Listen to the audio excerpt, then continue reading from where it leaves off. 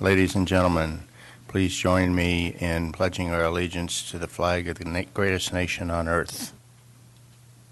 I pledge allegiance to the flag of the United States of America and to the republic for which it stands, one nation, under God, indivisible, with liberty and justice for all.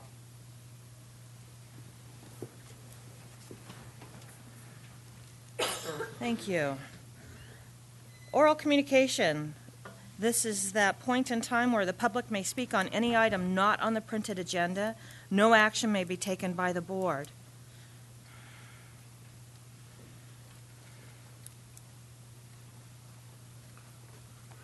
Sheriff.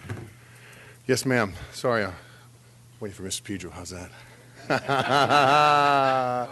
That was good, huh? Nice comeback. Oh, thank you, Mr. Pedro. That's a team effort right there.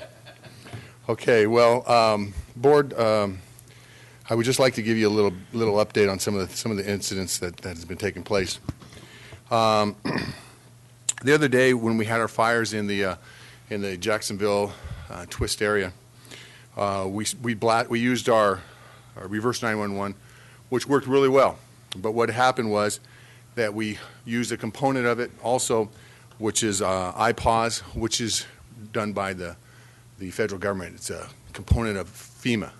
And so that's where some of the confusion came, where people across the county received 911s on their cell phones, alerts and things like that. So it was not the county of Tuolumne per se, I'll say mess up or mistake. It was more along the line of what FEMA, how they do it, and how that blast went out. So if there was any confusion, we apologize for that. We know that there was an event that took place that we needed to let the county know. We know that it works.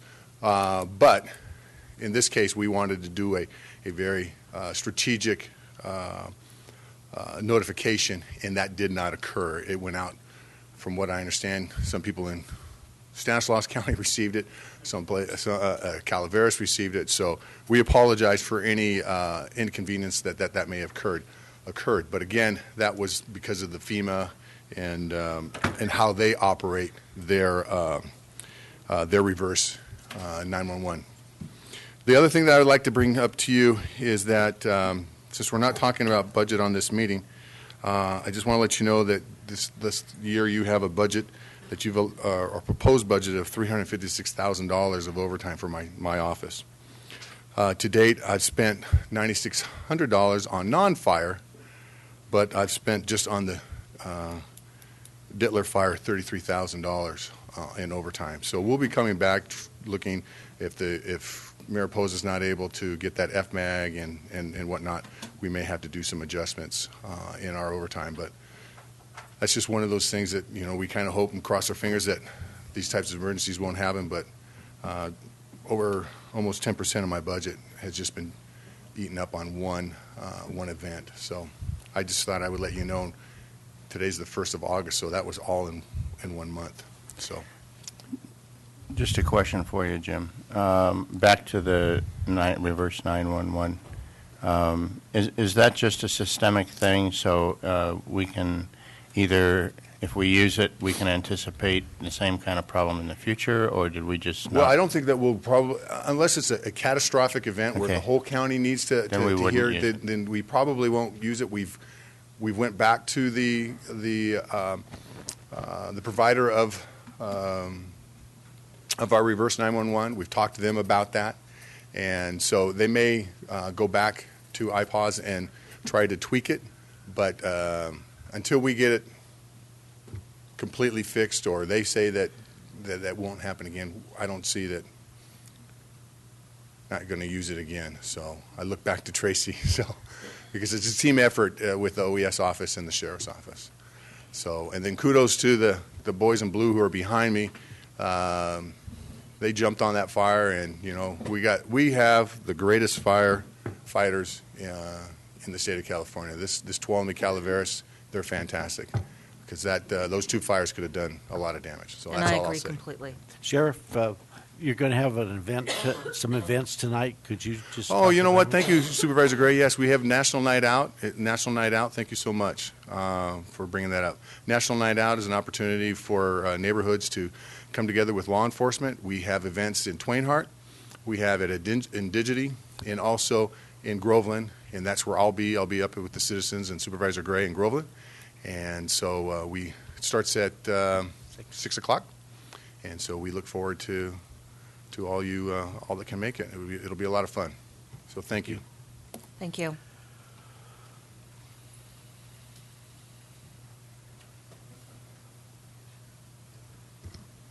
Good morning. I just also want to provide a quick update so that the board and our residents are aware that when the Detweiler fire started, and we continued Office of Emergency Services to work with both fire and law enforcement. But as it moved towards Tuolumne County, we worked with Supervisor Brennan as well, and Supervisor Brennan did sign a proclamation of emergency for our county. That is required to be ratified within 7 days. Thankfully, because we have the greatest fire in the state of California, it did not, greatest fire department in the state of California, it did not come into Tuolumne County, therefore we did not bring it to the board to be ratified. And with that being said, you can see we have Chief White and Avila behind us, and they're here to give you an update. Thank you.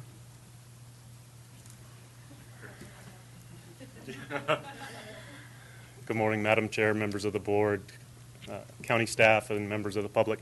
Josh White, Unit Fire Chief and County Fire Chief. We had an eventful weekend after an eventful week with the Detweiler. So fortunately, we were able to put a lot of the threat of the Detweiler at bay. We went into the weekend, and on Saturday afternoon, we had the Jacksonville fire that took off. This fire ultimately ended up burning 684 acres. Currently, it's sitting at 95% contained. We have some pockets of islands that are unburned fuel inside the fire that we want to continue mopping up and make sure that we get that completely out. Obviously, those islands, as they continue to burn, if they were to allow embers to fly out of there, they can go across our containment lines and cause us problems. So that's why we're sitting at 95% still. Then on Sunday, we had a very similar situation take off on the Twist Road. And right now it's sitting at 124 acres, and I believe it is 70% contained as of this morning. Close proximity. Both of these fires are close proximity, but I think that this is an evidence of the fuel conditions that we're in. Everything is getting hotter and drier. We have been trying to promote the One Less Spark campaign. We need to be very cautious of all of our ignition sources out in the wildland urban environment. 2 months ago, a truck dragging a chain as it tows a trailer wouldn't have been a worry. Those sparks would have landed in relatively green grass, and it wouldn't have caused a fire. We are now starting to see these fine dead fuel moistures. The fine dead fuel moisture yesterday was at 3%. That grass is at 3% fuel moisture. So to put this into context a little bit, understand that kiln-dried wood, lumber, sits at about anywhere between 8 and 12% fuel moisture. So the grasses are at 3%. That's how dry everything is. So it just needs one spark. The probability of ignition on Sunday afternoon was 90%. So out of 100 sparks, 90 of those sparks would have taken off and started a fire. So those are the indicators that we look at for ignition, but we also have to look at those kind of things dealing with spot fires. If you look over in the lower right-hand corner of this map, we had a spot fire that was a half-mile away. And so this is a problem with these kind of fires. Once they get going and they start building that column of smoke, and those embers get caught up in the air, and they travel great distances, and they cause one spot fire after another, and then we're playing the catch-up to try to capture these. So our air resources did a fantastic job. Our ground resources did a fantastic job. We're really fortunate that because of the Detweiler, we had a secondary base camp out by Chinese camp, and we were able to get some of the ground resources reallocated from the Detweiler incident onto both the Jacksonville as well as the Twist fire. So that was kind of nice to have in our back pocket and have those resources so close by. So we were able to hit it hard and keep them contained within that first operational period. As we go into August, we're looking at triple-digit heats throughout this entire week. That's just going to dry things out more and more. Right now in some of these areas, when I was talking about the islands that didn't burn, as we get through August, those live fuels, the brush, are going to dry even more. And we won't have those islands. This will just be slicking off. We'll see spot fires that get bigger. We'll see spot fires that start further out in the distance. So everything that we can do to try to educate the public and be cautious. It just takes one vehicle to pull off the side of the road with the catalytic converter or the muffler in the dry grass, and we're going to have a fire.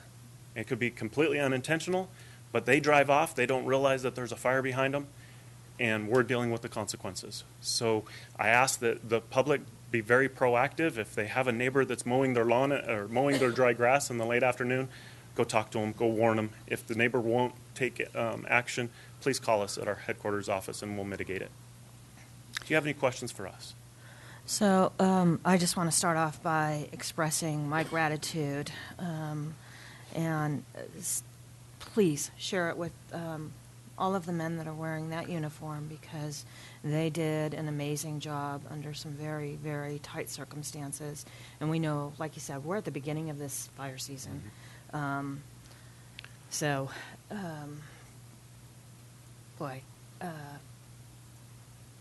We just, it's hard to express my thankfulness, and I think on behalf of this entire board. And also I want to point out, we have made a tremendous investment over the years in field breaks, and I would say that the work Yes. that was done by Swift in particular was just huge in helping us with some anchor points on that Detweiler fire and preventing a spread into Tuolumne County. And so it's all these efforts, it's all this planning, and the sheriff said it very well. We have the best here in Tuolumne County, but we do need the public to be vigilant. We have got to be on guard. We've got to understand that what we're doing, and just like you said, that little spark, that's enough to ignite it. So please share with the troops. Thank you. I will. And stay healthy. Be strong. Yep. We need you. Thank you. Okay. Thank you. Anyone else? All right. I would just like to add that the Tuolumne County Sheriff's Office is a fantastic partner. I really appreciate the words from Sheriff Mealy. Their officers, the deputies, were out ahead of this fire, making notifications and getting in the smoke and getting in the middle of all this, and really focusing on the public safety and taking great risks. So I really appreciate the partnership and the unity that we have with the Tuolumne County Sheriff's Office. They're a fantastic professional group. Yeah. And I would extend that to everyone involved. This fourth floor, the Red Cross, so many partners in this, but absolutely, you guys on the front lines. Thank you. Thank you so much. And Mr. Pedro, we're going to leave these maps for you. We know you like to collect maps, so these are all yours. Yeah, I just got to say, Paul, you look really good on TV. You got a second career.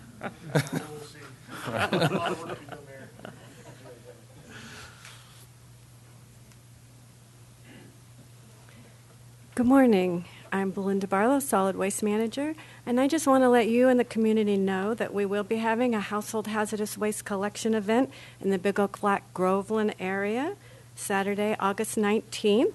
It's open to all Tuolumne County residents. We do ask that people make an appointment. That helps us get our staffing levels to handle the appointments that are the people that are coming. The phone number to call is 1-800-811-2435, and we have information posted on the homepage of the county website.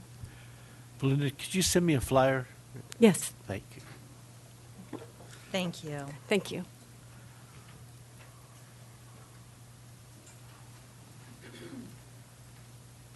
Duke York, Deputy Director in charge of Roads and Engineering.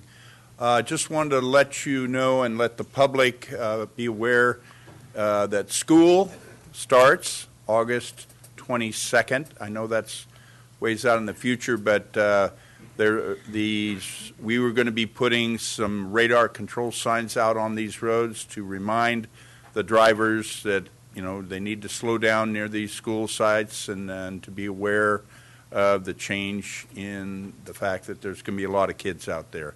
The college, I believe, starts on Monday the 29th, but the grammar schools and the high schools start on August 22nd, and we will be putting out notices so that drivers know well in advance of the change that's coming. Anyhow. Thank you.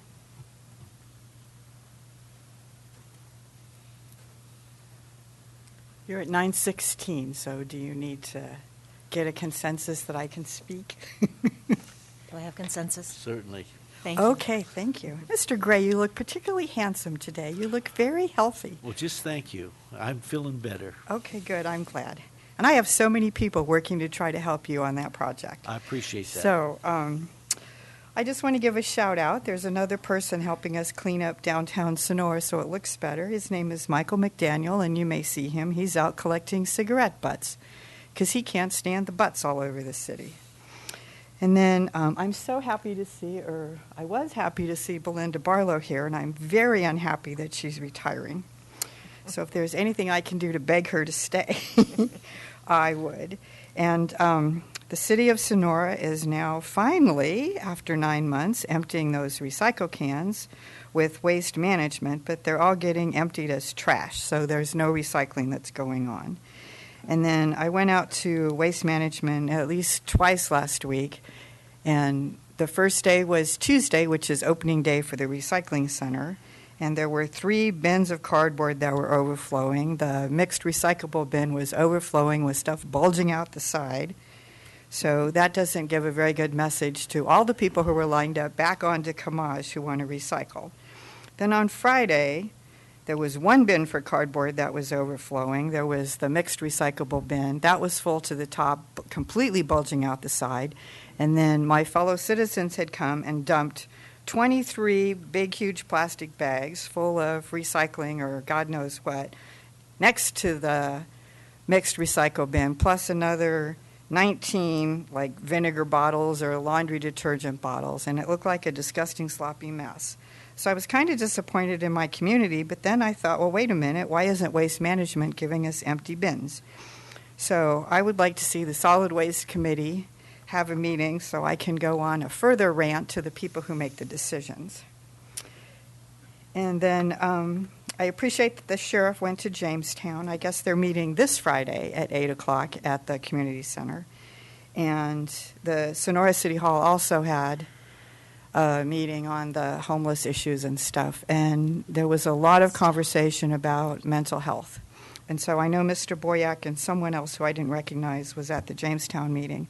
But I would invite the public who thinks that there are no mental health services here to come and visit Behavioral Health or the Enrichment Center, because if you are indigent, there's a plethora of services for you. Now, if you have a job and you have insurance, there's nothing. But there are a lot of mental health services here, and it would be nice if the community would make themselves aware of what those are. Thank you. It's right there. That's okay. Thank you. All right. Will the clerk please read the consent calendar?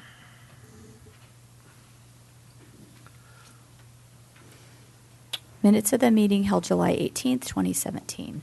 Finding that a summary of ordinance number 3316 was published. Adopting a resolution continuing the local state of emergency as required by California Emergency Services Act, Article 14, Section 8630C, due to pervasive tree mortality.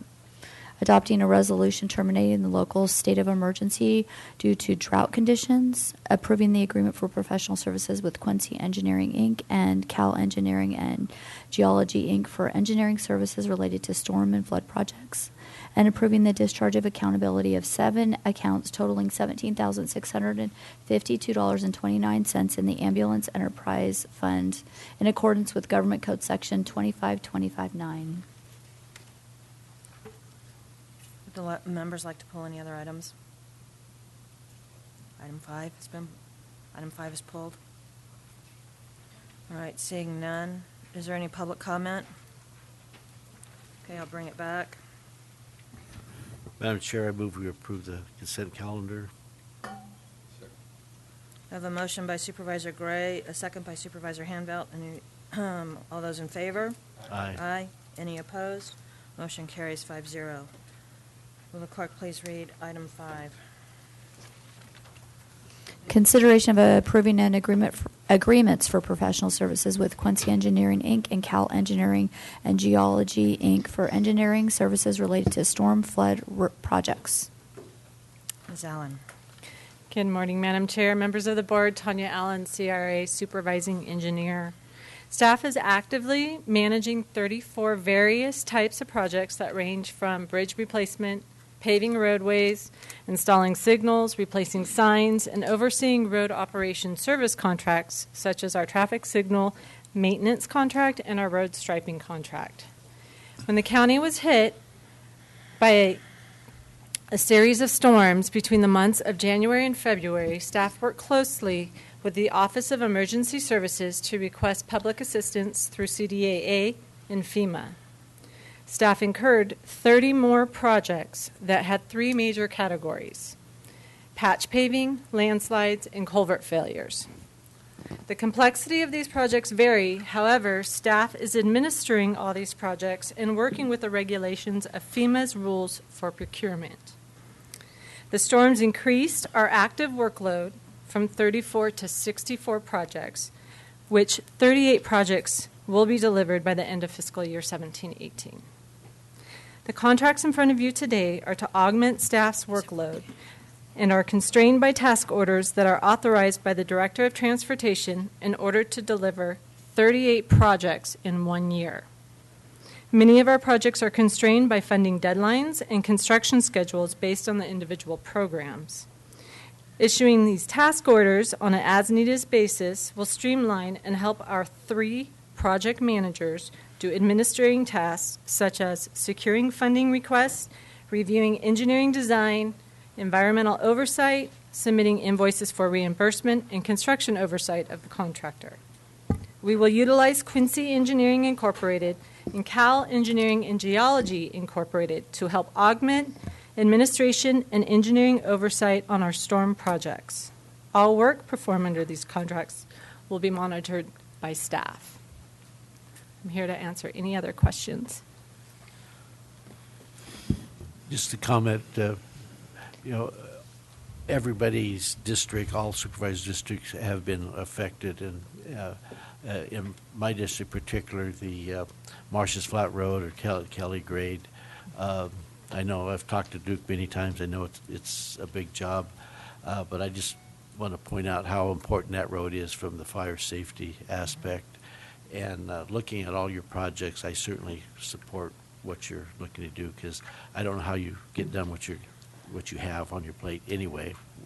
A little bit of experience, and I know how difficult it is to deal with the federal government and the state government, and then you throw the county in there, and it really gets to be a big mess. So I certainly support what you're trying to do here. Supervisor. Yeah. I agree with what John's saying. I understand the difficulty in dealing with these funds. It's not just technical information. It's a lot of bureaucratic process, and it's important to go through those processes to secure these funds and get the money on the ground where we need it. And I think I heard you say this. If not, I just want to confirm all these funds are coming through outside sources, correct? Correct. I can have Craig answer more through the Office of Emergency Services. Yeah, there's a very small percentage that is a county share, and we've presented that to the board a couple meetings ago out of the 8.4 million-ish. Our share was, I can't remember, but it was, you remember? 6.25%. Yeah, the dollar figure's escaping me, but it's a small amount. We have, memory serves, we have about 50 or 60% of that already set aside in the budget. We'll need to find the rest of it, but it will be a multi-year period over which we need to fund it. Awesome. Thank you. Supervisor Hanfeld. Yeah, I pulled this item because I thought the memo was a little confusing, but I think it's also important that the public understand that our engineering and our roads department is working really hard to fix all that nuisance, and now nuisance, flood damage, so that we can ride in our roads again. And without streamlining the process, it just won't get done. And that's really what we're doing here, trying to streamline the process, minimize the bureaucracy. It all comes back here anyway, gets final approval, but we need to minimize it so that they can be effective getting their job done. And I think the public needs to be aware they're working hard to make life easier for you. So thank you very much. I'll move in favor of the resolution. I'll second. And before we do that, gentlemen, I'd like to ask if there's any public comment. All right, seeing none, I'm going to bring it back, and I am just going to express my thought on the timeliness piece of this, because I see that as really very important in getting this work done. As Supervisor Gray said, all of our districts have been hit, and the volume is tremendous. And again, our staff is going to rise to the task, but we need to try and streamline this process so that we can get as much as this done. I think within 18 months, is that correct? Right. We have 18 months to get this Yep. work done, so I understand the need. Mr. Pedro? No, I just remind myself, I had this in the goals report, but of the 8.4 million estimated, and these are estimates, we still got to bid it and all that kind of thing, could be more, could be less, but 75% would be coming from the federal government, that's roughly 6.3 million. 18.75% would be coming from the state, that's 1.6 million, leaving the 6.25% that Supervisor Hanvelt mentioned, which was just over $500,000. So that's a pretty good deal, to get those roads repaired. We have that 6.25 and about $500,000 versus the 8.4. Yeah, and it is a challenge, and that's why they need the help. Correct. All right, thank you. So there was no public comment. Now, gentlemen, if I could have a motion? Second. I have a motion from Supervisor Hanvelt, a second from Supervisor Gray. All those in favor? Aye. Any opposed? Motion carries 5-0. Thank you. Thank you. Will the clerk please read item 7? Presentation of completed task by John S. Mills, the Tuolumne County Water Consultant for fiscal year 2016-17. Ms. Peterson? Good morning, Madam Chair, board members. Liz Peterson, County Administrator's Office. I am here this morning to provide a presentation to you all on the completed tasks that John Mills has done for us as the county or as the water consultant for Tuolumne County in fiscal year 2016-2017. He worked 9 months for us. Your board approved his contract to begin in November. So I just want to start by saying, or by, I guess, reminding the public that your board has consistently prioritized water here in the county, water being a range of issues. But ultimately, your board has recognized that water is critical to our county here in Tuolumne County for health and safety needs, for economic growth, and for tourism and recreation. Your board has made multiple efforts to address the current and emerging water issues. You have your Natural Resource Committee. You have your Water Policy Advisory Committee through the Tuolumne County Water Agency. You have, prioritized water issues, we'll say.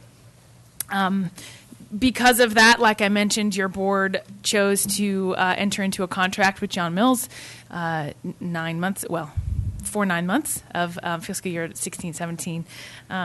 And I just want to say or highlight Mr. Mills' primary role as the water consultant has been to act as an advisor on water policy issues that would or could affect Tuolumne County and its residents. And this is specifically because of his expertise as well as his unique relationships. These two things, his expertise and his relationships with policymakers, leaders, water agencies, kind of the whole gambit of things, has really given the county access to decision makers and policy development that would not be available were it not for his involvement. So he also, as an advisor to the county, as the consultant for water issues, his work has primarily focused on policy and legislative matters, with a heavy emphasis on issues that would affect or from a perspective of upstream water agencies, which you don't often find here in the state. As your board knows, water in the state is very complicated, and there are a lot of issues at play there, and there's often a disagreement or a lack of understanding, we could say, between what we call upstream agencies, us folks here in the mountains where the water comes from, and downstream folks where the water flows to. So Mr. Mills has provided a specific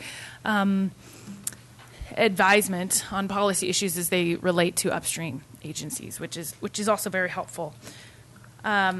I do want to highlight the kind of 4, you could say, main tasks that Mr. Mills has worked for us on in these last 9 months. He, of course, as you saw at the end of the memo, he has done a variety of other tasks for us. But the 4 main tasks I just want to discuss and mention today are, I'm just going to go through them briefly and mention some of the specific things that he's done for us here in the last 9 months. He has worked on Governor Jerry Brown's Executive Order B 3616, which has kind of morphed into making water conservation, a California way of life, and associated regulations with that. So that's an executive order to implement the governor's California Water Action Plan with the intent to establish longer-term water conservation measures for every resident beyond the temporary statewide emergency restrictions that we all felt that were imposed during the drought. So on that matter, Mr. Mills has worked in a variety of working groups in Aqua. He has provided testimony to the state board regarding these conservation regulations and their impacts to not only water agencies but residents. You know, here in the county, we are not a water deliverer, but we still care very much about water access and water reliability and what possible regulations or impositions would do to our residents for water. So he has provided testimony. He has worked on draft legislation. He has authored a comment letter to the governor regarding the impacts of the regulations. He reviewed the final framework, a lot of the framework which contained Mr. Mills' edits and suggestions, and then reviewed and commented on the implementation methods of those regulations. Again, I just want to mention as I go through this that, and I know I said it up front, but just to emphasize, Mr. Mills is from the area, and it really focuses specifically on impacts to our local area, which is just really helpful and in my opinion, crucial when it comes to these kind of statewide regulations. There's a lot of irons in the fire, you could say, and so we with Mr. Mills' help these last 9 months, he's spoken on our behalf, on kind of the upstream agency's behalf, which is again just very helpful to have.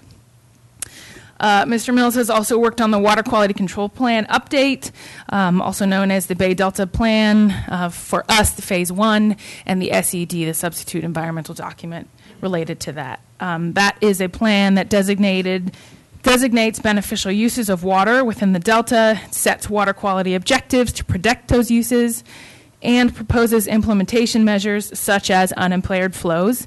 The Phase 1 component deals specifically with the San Joaquin River and its tributaries, which are the Tuolumne, Stanislaus, and Merced rivers, so relevant here to us in Tuolumne County.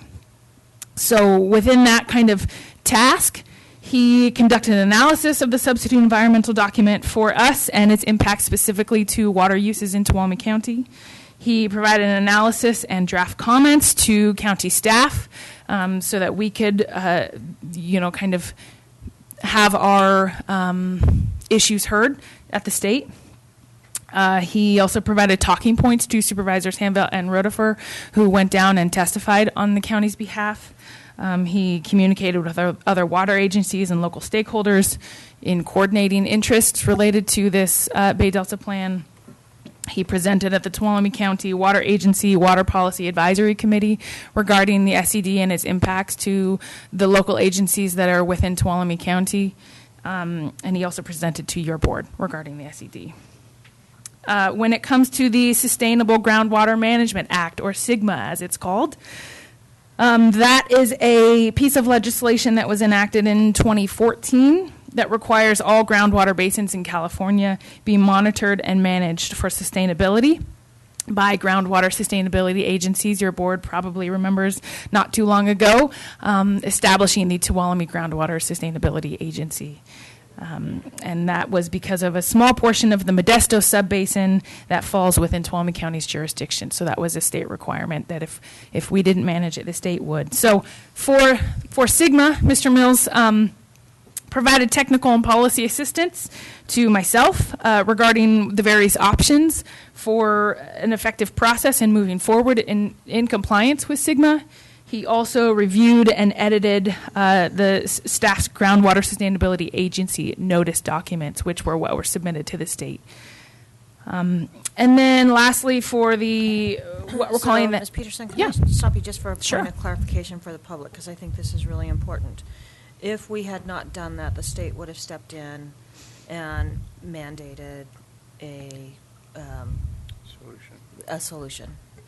Yeah, more than a solution, they would have mandated very specific requirements on groundwater monitoring and regulations as far as uses exactly. Yeah. So this enables your board to kind of act as managers of the groundwater of that specific portion of the basin, as opposed to the state, essentially. Yeah. So then lastly, there's the Headwaters program is what we're calling it, because this is an initiative that initially spearheaded from ACWA, the Association of California Water Agencies, to improve the resiliency of California's headwaters through forest management in order to increase water supply reliability, improve water quality, reduce impacts from catastrophic fires, improve response to climate change, and to enhance habitat. This, of course, while ACWA has kind of termed or has called it their Headwaters program or Headwaters initiative, this, of course, is a major issue for all of us folks upstream here in the mountains who deal with forest health concerns and some of these issues such as catastrophic fire, habitat issues, etc. But nevertheless, under the Headwaters program, Mr. Mills did a lot of work for us on that. He participated in multiple meetings with staff here at the county, with Supervisor Brennan as the chair of Natural Resource Committee, Supervisor Rotifer as the chair of the Water Policy Advisory Committee, and various other county stakeholders to really begin the discussion of exploring opportunities for various large water scale projects. Watershed health projects, I should say. He also advised on multiple occasions regarding the opportunities as well as the challenges for some of these projects and some of the options that were discussed in some of those meetings. He developed he developed edits to legislation, which is now called H.R. 2936 by Westerman. And included specific language to discuss, or specific language for water health projects, specifically in the Stanislaus River watershed. And because of the Stanislaus River watershed's crucial nature to the county. And then he worked with stakeholders to build support for those edits to that legislation. He also advised county staff and really kind of focused the county's message on a field trip that we had with some county staff and Supervisor Rotifer and Hanbelt on a field trip with the ACWA executive director in partnership with the Tuolumne Utilities District. And through really focusing the county's message, we were able to garner some support from ACWA and from the executive director on this idea of watershed health improvement and projects, and specifically the Stanislaus River watershed. I mean, Mr. Mills really focused our attention on the need for Stanislaus River watershed health and forest management in that area. So, and as you can see, other miscellaneous tasks. He's worked with Community Resources Agency Director. He has given staff, myself specifically, formal and informal training and all kinds of expertise that he's provided to me. And then he's consulted other staff and board members on on whatever various issues may be coming up. So that's kind of an overview of the things that he's done for us. Mr. Mills is here. He would be happy to discuss emerging water issues that he sees coming that would be relevant to the county, or answer any questions, or if you'd like to chat with him, he'd be happy to chat with you. But otherwise, this is just a presentation just for your information on what Mr. Mills has done for us in these last 9 months of his contract. Thank you. I know I appreciate that update when we're considering budget items, it's very important to understand what individuals are doing. I would invite Mr. Mills to come up. Yeah. Before John comes up, I'd like to put some of this in some context. And the context I'd like to put it in is where we would be today if we hadn't had John Mills for the last 9 months. Okay. First of all, I'm not sure that we would have even known about the Westerman bill, much less had significant input into the language in it. I'm not sure that we would have any knowledge of what is going on in the said discussions and other watershed management issues that are being done at the state and other between the state and other local jurisdictions. The water world is not like our board meetings, okay? They don't follow the rules of open government. Normally, if you aren't involved in the process, and the process tends to be by invitation only, if you're not involved in the process, you're in a reactive rather than a proactive mode. You're in the situation of trying to undo a decision that's already been made. We have a very significant interest in, as Liz stated, in water issues from a policy perspective. Although we're not a purveyor of water, nonetheless, water issues and forestry management issues, natural resources issues get very, very fuzzy, and they're very interrelated. We have an opportunity potentially to get a 20-year project for forestry management at the federal level in a very critical watershed that hasn't burned for decades and hopefully won't burn if we manage it well enough for decades more, but you never know. Our CAL FIRE base and the resiliency of that base is very important, as you can see by the maps that are sitting on the wall behind you. Mr. Mills has brought to us broad-based connections across political lines and across special interest groups that are, I don't know how else that we would achieve those kinds of things. So from a recreation standpoint, from a health and safety standpoint, I think our interest in water is very, very key. One of the things that I didn't realize until Maloney's almost went dry a year or so ago, last year, Maloney's is the only flexibility in the San Joaquin watershed until you get down to Friant Reservoir. Everything else is pretty much owned and spoken for. The Bureau of Reclamation has a lot of flexibility. So if we want to have any kind of control over Maloney's and what it looks like as a water body with flow controls and all the other things, we need to be proactive on that. And Mr. Mills has given us the opportunity to do that. So none of the stuff that I talked about would this county have even had a clue about until it was a done deal if it hadn't been for Mr. Mills. And most of that stuff a year ago we didn't know about, and I can't tell you what's going to be, what we're going to be working on a year from now. It's just that we need to have that intel source out there, or we're just not going to know, and we're going to be handed a fait accompli or multiple faits accompli. So I just wanted to put all of that in context, and then I'll let Mr. Mills answer whatever questions you got. Hi, John. How are you? So far, so good. Good.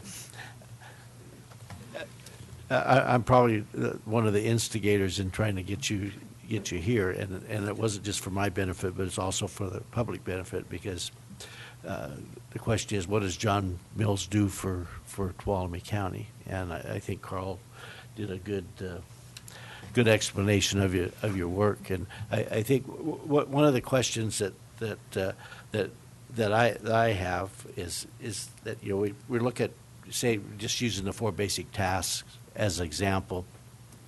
Of those tasks, which one do you think that we would have the most success in accomplishing a benefit for Tuolumne County? Let me put it in the context of what we can control somewhat. Sure. We can deviate course in state regulatory matters a bit. Typically, those are identified by legislation and in statute, and there's some flexibility.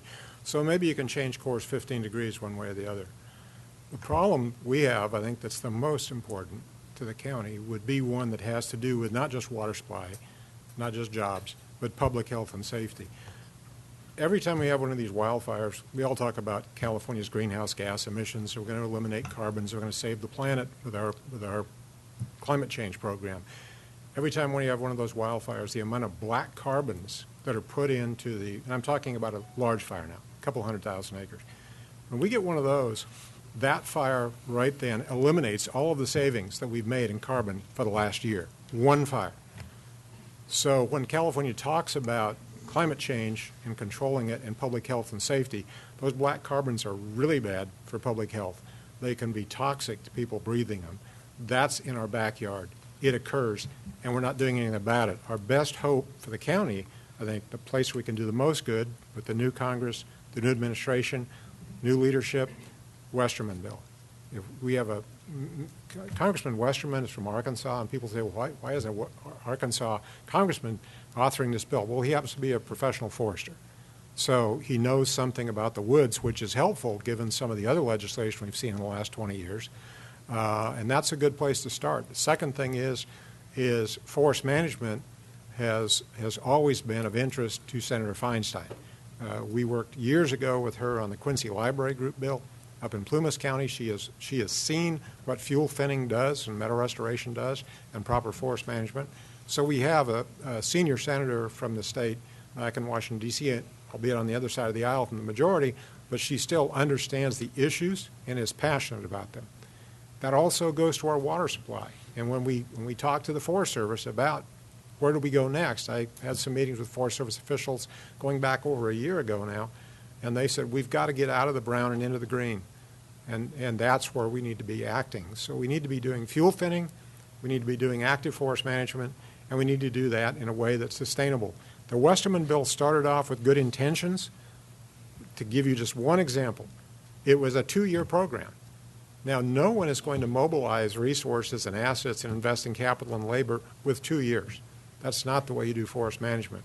So we engaged with the authors of the bill's office and our own congressman and moved with other stakeholders to push that out to 20 years.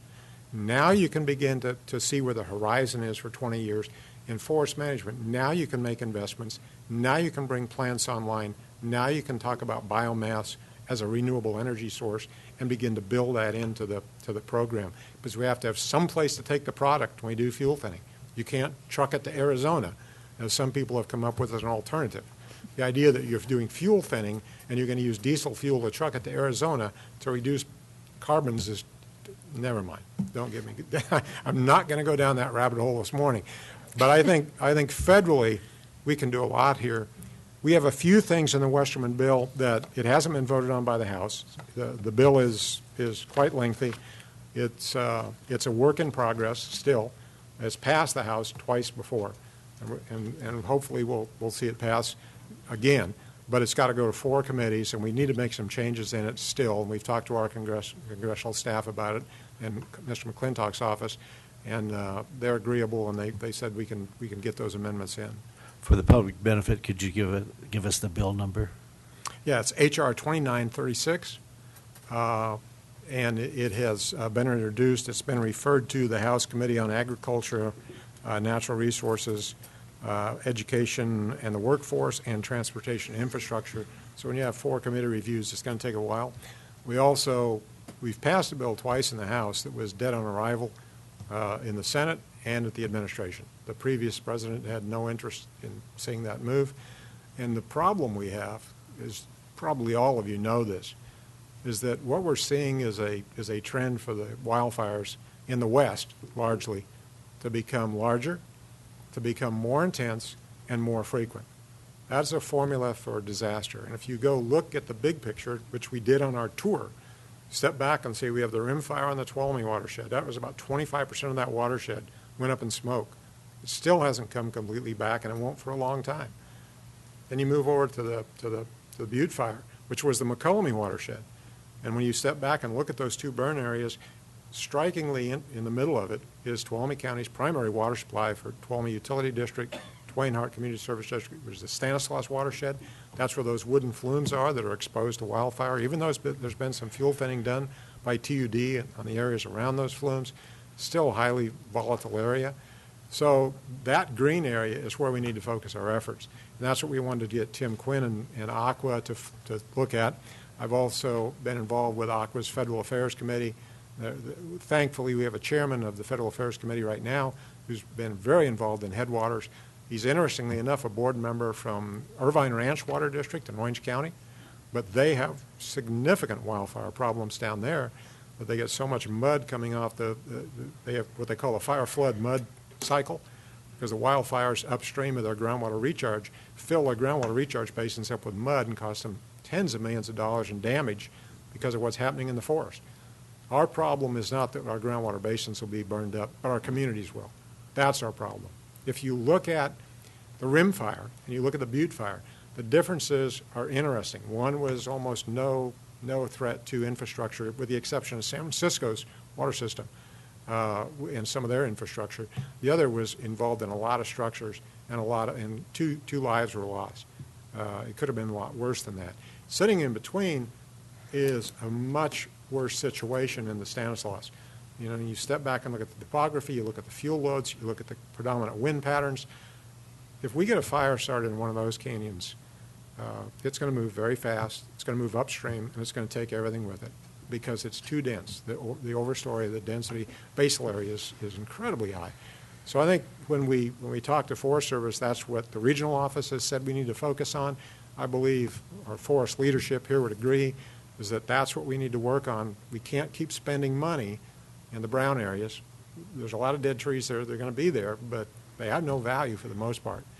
We need to move into the green areas and try to protect communities because we do have serious problems there. So that's where I think our primary focus is. But it's like everything else in water resources right now. You say, well, there's 10 items, they're all first priority. And that's the problem is we have so much incoming right now.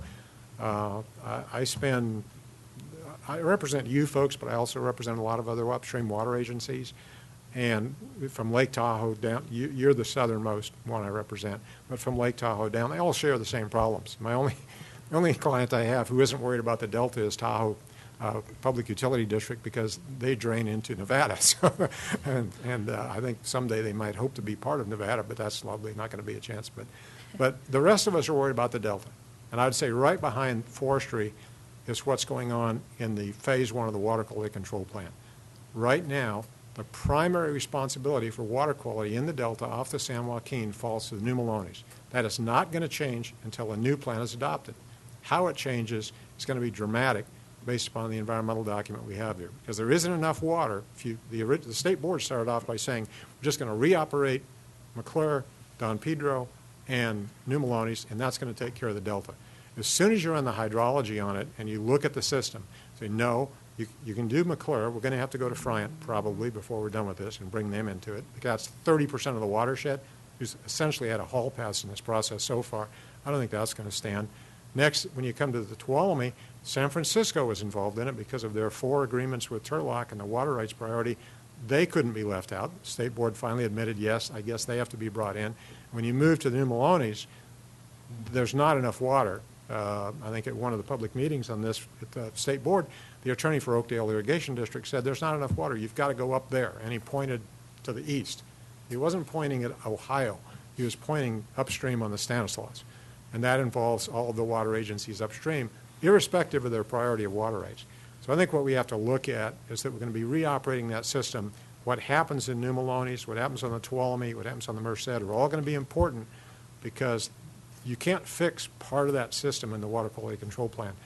It's a highly charged environment. We have people asking for upwards of 60% of the unimpaired flow of the river. If you do that, there's not much left. By the same token, we have significant ecosystem problems downstream, but we've got to get folks to recognize what the problems are. You can't deny the fact that we have striped bass below Goodwin Dam, and between the smallmouth, largemouth, and striped bass, they're eating 95% of the out-migrating salmon that come out of there every year. You can't double the population if you're going to eat 95% of them before they can get to the delta. So there's some non-flow items that need to be included in this. The administration's brought in some good folks to work on that. Secretary Babbitt and I worked on CalFed over 20 years ago. We share two things in common, other than the fact that we're tired of hearing about the delta needing to be fixed. One is that our families both came out of Madera County with cattle ranching, and mine stayed in after the episode with hoof and mouth disease. My family stayed in California. As he told me, had the good sense to go to Arizona, and he became Secretary of Interior with the Clinton administration. But he's back. We have some good new people in Interior. I've got to tell you, we have a great team in Interior, starting at the top with Secretary Zinke and working our way down. Every one of those folks that were in there are folks who understand, including a new Reclamation Commissioner, Brenda Berman. Used to be with Senator Kyle. She used to be with the Met. I worked with her for a long time with Aqua on a lot of ag-urban stuff. All of the elements are in place to make a good outcome here from the headwaters downstream. If I was looking at our hand and saying, do we have a good chance here? Yeah, we have a good chance. How can we spoil that? By people being greedy and by people not understanding that everybody's going to have to give a little bit at this table. Anybody who walks in and says, I'm going to run the table with my one idea, is going to lose. And if that's the standard, we will end up where we always do, in court. I thank you for that answer. Good detail. And the reason I asked the question is because of our resources. I want to win something, and I don't think I'm going to win my view on the twin tunnels. But if we can put our energy towards something that would greatly benefit us, there's where I'd like to see our time and money and effort spent. So that's just my opinion. But thank you for the clarity of your answer. Sure. Happy to be representing you folks. So before I open this up to public comment, I'm just going to make one quick statement because, John, I think you just really highlighted it with that answer because probably 6 years ago there was so much frustration in the natural resource community because we kept talking about the water and how important it was to downstream users, and we talked about, the highest elevation to the ocean, and yet we weren't getting that message. We weren't able to articulate that message because we didn't have folks that understood both the hydrology of looking at our mountain systems and then what it meant to our economy, our ag economy, our fishing economy, and how to balance those. So I guess it was crest to sea is what we used to talk about. And you have both those pieces and have been able to articulate both those concerns on behalf of what I'm going to call kind of a regional coalition of counties. And from my perspective, the movement we've seen on this Westerman piece, or at least the conversations, it hasn't had movement yet, but the conversations that are happening in other circles, I am probably for the first time optimistic that we might actually see that. But then bringing in some of those pieces, because you're absolutely right. When you talked about 2 years versus 20 years, private industry is not going to make an investment in something that's 2 years, and yet we will not be successful without private industry making that investment. So I really appreciate a unique perspective that I think you have that I don't see in many places, which is the ability to really understand water from the crest to the sea. and what the implications are for all of the different user groups and how we can get all of those folks in the conversation. It is huge that Aqua is in this conversation now and part of this Headwaters program. So I think it's really crucial for our public to understand how beneficial your comments have been in our ability to take that message to the real policymakers that are going to be funding this effort.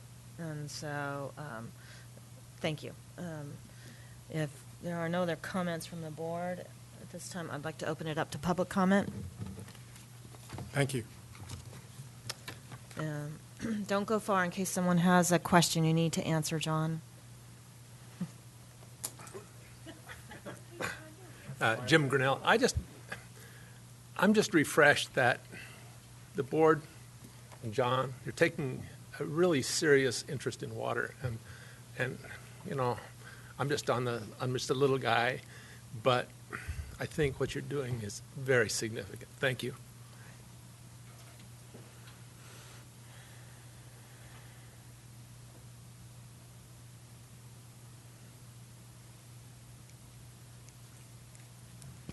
Jim Phelan, resident of Tuolumne County and a member of several organizations.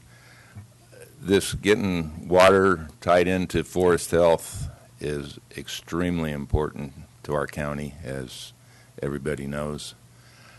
It's also going on in other states. I was just reading in the Mule Deer magazine this morning. They call it by a different name, but it's an upland water initiative that they're improving their forests and their rangeland and their sagebrush in that case to help their water. So this is hopefully going to be big for us. Thank you, John.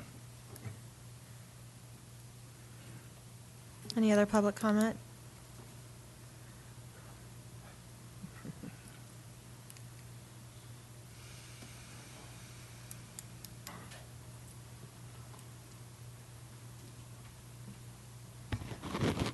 Jim Maddox. I just want to second what John was saying as far as the Stanislaus watershed. I think that's where definitely there needs to be emphasis placed on a healthy watershed there. We certainly, some of the other areas, there's good forest habitat, and as opportunities prevail, we need to try and reestablish a forest. But right now, our big interest should be in taking care of what we have left and making it better. And also, as John said, in that watershed, if we have a major fire there, it's not just going to damage the watershed, it's going to kill people. It's a serious situation. Thank you. Thank you. All right. Oh, one more public comment.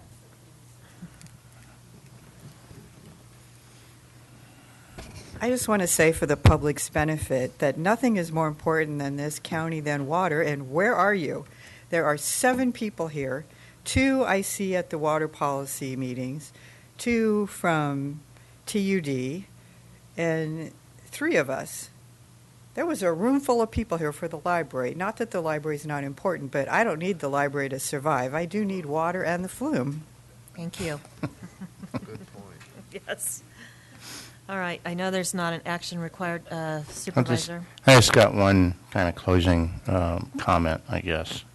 Or maybe it's not closing. That'll be decided by the other supervisors. But we've got a 1 to 2 year window of opportunity here that may or may not extend itself. Don't know at this point. But probably will never repeat itself in terms of federal legislation opportunity to get something done that will benefit our county. And shame on us if we don't take advantage of that window at a maximum level. I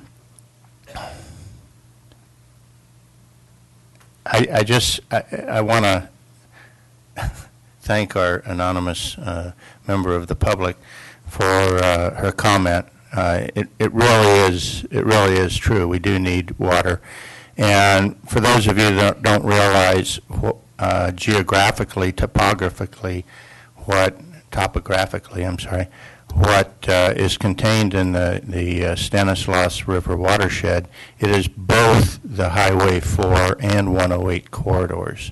Those are the two most populous corridors in this part of the state, okay? And certainly the most populous corridors of both Calaveras and Tuolumne County. So if a fire breaks out in there, people are going to suffer losses, and there's a high likelihood that we could lose people as well. So this forestry management issue, this watershed management issue, is not something to be taken lightly. And so I think we really need to aggressively pursue what we can in this window of opportunity that we've got. Thank you. All right. So there is no action required on this item, and it's information only. Thank you very much for John. Thank you, John, for updating us, Liz, for the very in-depth report. All right. Will the clerk please read item 8? Consideration of approving the mid-year progress report of the 2017 Tuolumne County Board of Supervisors goals. Okay. Madam Chair, members of the board, it was back in March your board approved this year's goals, and at that time you gave staff direction to come back at the 6 and 12-month intervals to provide updates as to how we're doing in accomplishing those goals.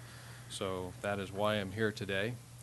And just by way of introduction, these goals come out of a 5-year plan that your board approves coming out of your annual retreat, and you take the first year of those goals, and that becomes your annual goals, which is what we're reporting on today. And also putting that in context, there are so many things that are going on in Tuolumne County. This really is the tip of the iceberg, but they're the ones that you really want to focus on and hear reports on. But there's so many other things happening in the county, there's no way to possibly report on it all. So these are your top priorities.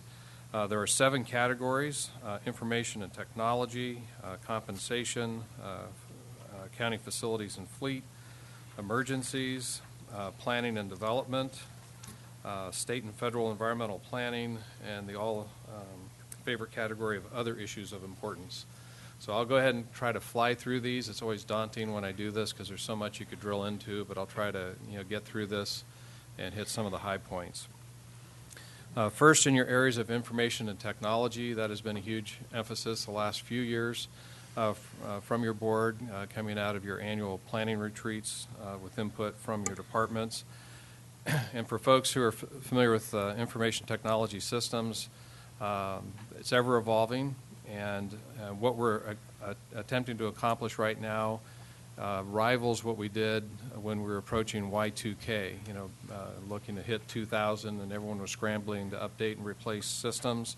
At that point, we replaced about 98% of the systems in the county within a 3-year period, and we're attempting something that's almost on that same level with the goals that you've set forth in these last couple years.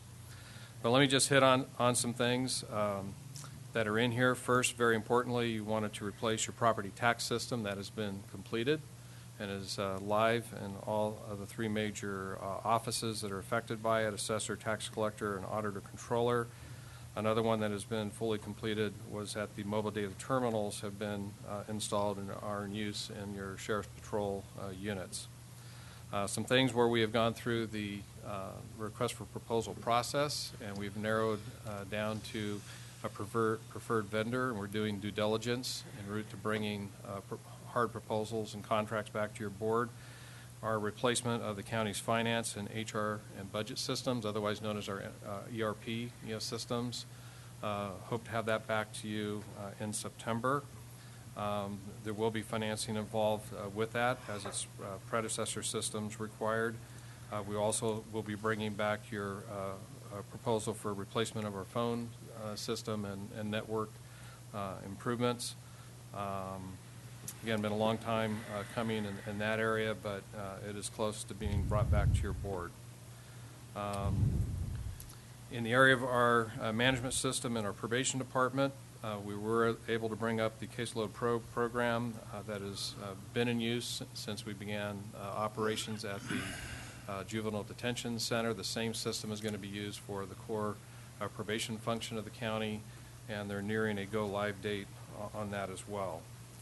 As far as IT infrastructure for the new jail, there's two parts of that. One was providing input into the design of the new jail itself. That input has been incorporated into the design. That is still in the hands of the state of California right now, but also through our transit and infrastructure improvement project going on at the Law and Justice campus. As we speak, the IT infrastructure is being laid in underground conduit that will take it all the way to the jail property. So that ought to be completed here in the coming months. Some projects where, a couple other projects to report, your jail management system. There's also been a selection process there. They know the system they would like to proceed with, but consensus was, due to budget considerations, we would postpone that into the next fiscal year. Same thing with our document management program, which was for the Human Services Agency only. That's a project that, just due to our budget condition, will postpone until the next fiscal year. In the area of compensation, your board did complete during this period multi-year agreements with all of your bargaining groups. Those are now in place, staggered with 3- and 4-year terms with most of your bargaining groups, 2 years compensation program for your elected officials. And at your next meeting, when we talk about the grand jury report, we'll also have a discussion about what the grand jury is recommending that we do with board salaries, and you can give direction, at that time. As far as county facilities and fleet, the juvenile detention facility was substantially complete in March, and as your board knows, we're still wrapping up some systems that just need some correction, but we hope to have that project wrapped up by the end of next month, and hopefully that includes closeouts with the final contract payments with our general contractor. As far as design and construction of the new jail, the board's heard this a few times now, but we have submitted our plans to the state back. We submitted it back in January. We're still waiting to get final approval from the state. I know staff, our architect, and I believe members of this board have been trying to make phone calls, particularly into the State Farm Marshal's office, to try and get those plans out of there. I know this was discussed at your first meeting in July to some great extent. I won't go further, but we're kind of dead in the water until we get those plans approved, by the state, and that is necessarily going to delay the project, where it may force us to break ground in November with the project this November, and delay the completion of the project from February of 19 to somewhere around June of 19. But it depends on when we get that stuff out of the state.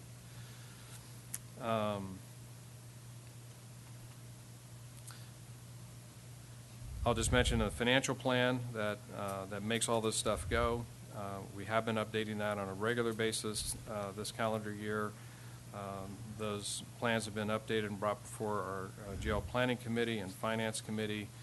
We will be bringing that back through, I believe it'll be finance committee, back to the full board, where we can talk about how do we do the long-term financing, the county share of cost of the juvenile and the jail project. One thing that we did receive certainty on is we cannot use the Treasury promissory notes as we'd hoped, but that means we'll go back to the original plan that we've always had, which is certificates of participation or municipal leases.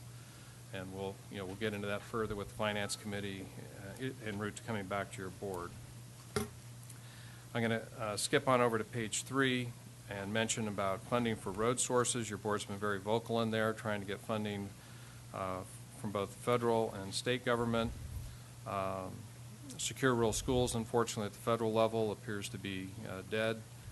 There has been discussion of other ways to bring that funding back, to counties.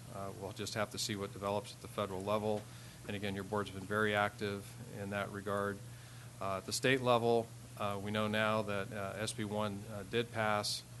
We're preparing the first ever capital plan for the initial year of SB 1 funding for 17-18.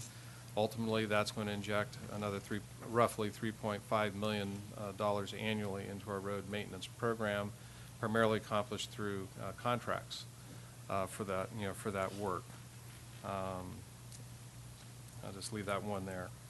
Airport planning and capital improvements. I mentioned in this report that the Columbia Master Plan is well underway. We'd hope to bring that to the board by the end of October or early October at the latest. I just received something from Benny yesterday afternoon, and he was just saying because of the NEPA CEQA requirements and how that affects our airport land use plan, that will require a delay until probably January before we can get that actually adopted. There's no problems with it. It's just the steps one must go through. But again, in order to lay the groundwork for $45 million of primarily state and federally funded work, we'll go through the steps and do what we must to get that done. Fleet maintenance program, we've talked a lot about that. Board Finance Committee talked about that a week ago.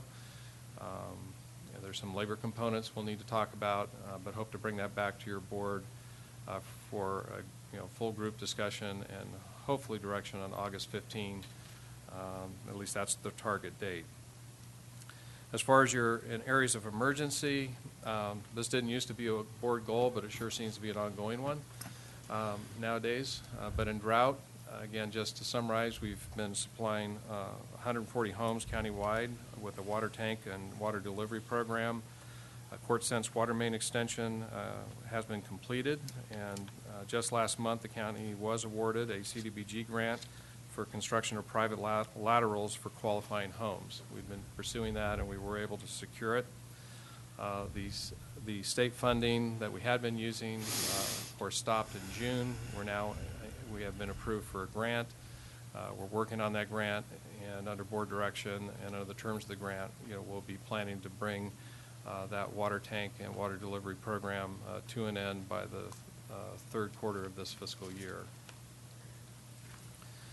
Tree mortality, again, been very aggressive. Your board and staff has been very aggressive in this area.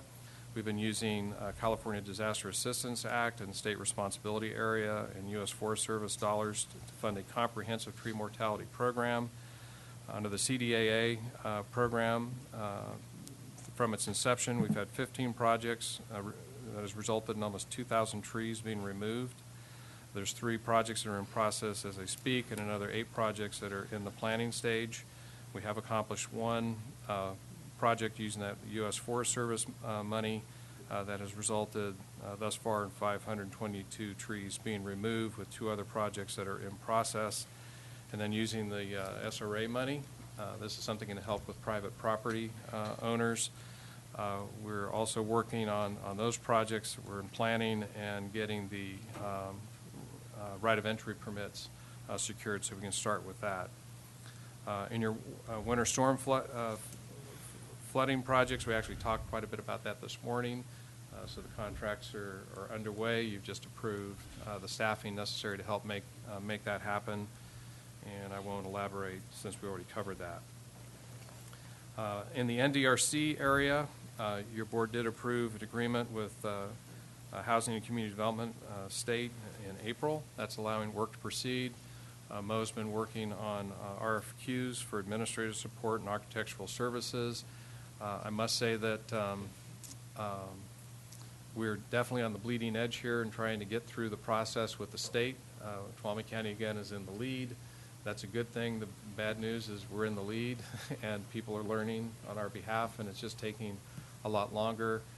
And Mo's been very clear that we need to get these administrative approvals out of the way so we can get to work, boots on the ground, talking to your constituents and getting their input and get this planning moving on these resilience centers. It's just taken an awful long time to get through the state processes. Under Healthy Forest and Watershed, these are the projects that are overseen through agreements with HCD and CAL FIRE and HCD and U.S. Forest Service. Those have been approved. The Sierra Nevada Conservancy is the lead on this project.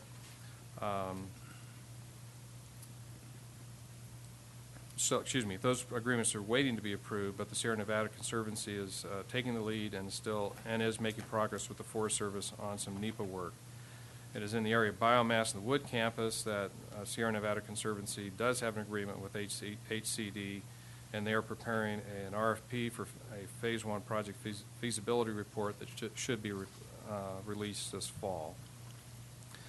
Under planning and development, this is huge. It's one bullet in here, but the general plan adoption and implementation. Your board has directed a fresh review and update of both the draft general plan and draft environmental impact report. You directed that those documents be looked at closely with fresh eyes, making sure that they are well coordinated with one another. We're looking to bring on a new consultant to help specifically with the review and revisions of the draft DIR. Given this thorough review of both documents, this will delay the release of the draft general plan until summer of 2018, the revised draft DIR to the fall of 18, with potential adoption slated for December of 18. I'll just mention as a collective, you're looking to improve our development processes. Director Gonzalez has reconstituted the development process review team. They've met a few times, have another meeting scheduled soon, and they together are new people taking a fresh look at the DPRT process and our processes in general, and trying to come up with group recommendations. The board has also formed an ad hoc committee, which has met once thus far, also looking at how can we improve our internal services for serving development. You want to know from Director Gonzalez what does he need in order to reconfigure his departments to streamline processes, make sure he has the resources, the right staff, and the right positions in the organization. And if you're here today, couldn't be here today, he's just saying he needs a little bit more time. He's had an awful lot thrown at him and a lot of changes in staffing, and he said that will probably come to your board mid-year this year.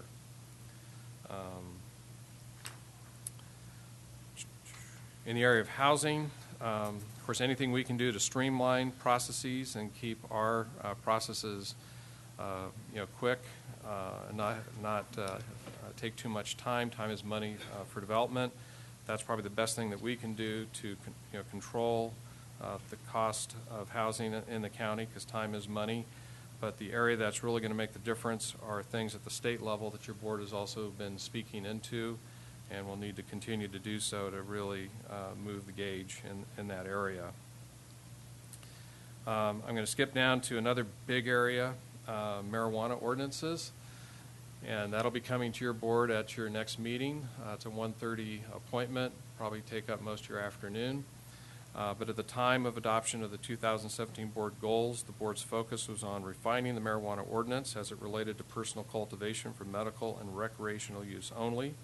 The board had previously adopted language in the ordinance banning commercial activity until state regulations were established.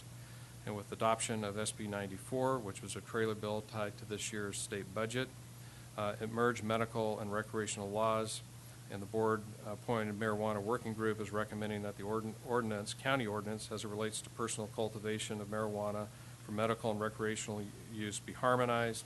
This recommendation, again, will be heard at your next meeting.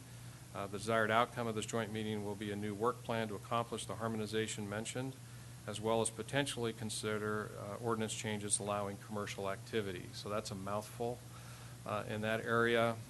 This is a huge issue for the county, and it involves several of your major departments. And you guys know that, but ready or not, here we go in that area. Under state and federal environmental planning, we want to engage in coordination on the Stanislaus National Forest Management Plan. The short of this is, given all the things that have hit the Stanislaus National Forest, from fires, bark beetle infestation, floods, they are fully engaged just trying to respond to those things. They also have staffing and funding issues there, And the word that we're getting back is that the forest management plan will likely be delayed, and the time has not yet been determined, so you can't really coordinate if they don't start the process. So we'll continue to monitor that. And then in the areas of trying to influence state and federal land use plans, regulations, and projects in general, and also relation to water and energy programs, there are a number of bills that your board has spoken into attempting to influence that are listed in your staff report, and you just had a thorough report on water a moment ago. So I will just move on from there. Lastly, under other issues, your board had desired to have a new value statement developed. We developed a working group to start working on that value statement and hope to have something back to your board by September and come back to you by October with a countywide plan, overall program for employee development per your direction. And the last area, a mouthful, and that's following in the area of health and human services. You wanted us to monitor and respond to federal and state changes in policy and funding. We have all been doing this. Every member on this dais has been monitoring and engaged in some way or another in what's going on in the federal and state government in the area of health and human services, particularly looking at in-home supportive services, which we were effective as a team, including our partners and the rest of the state, in getting legislation approved that at least delayed the worst of the impacts of a state shift of costs for in-home supportive services to counties. And while it's not going to hit us fully right now, at least in the financially, it is coming within the next 2 years. And of course, we are all monitoring what's happening as far as the repeal and replacement of the Affordable Care Act. Just have no idea, where that's going to go and when it, when something might happen at the federal level. So I know that your board's aware of a lot of that. Again, for the public, just giving an idea of some of these broad areas that we're working in. And again, I think we're making good progress on your goals. Some of these things have been impacted by your budget, but for the most part, the big things that you're after, I think your staff is responding to and moving forward. That's it. Just one question, general question. I assume all the dollars that are embedded in there are included in our budget. Unless we're saying things have been deferred because of funding. Yeah, I understand that. Yes, they have been. Okay. Yeah, and we do have some of the financing things we need to finish talking about. Like with law and justice and the Sure. details on some of that IT stuff. But sure. Yes, it's in the budget one way or another. Okay.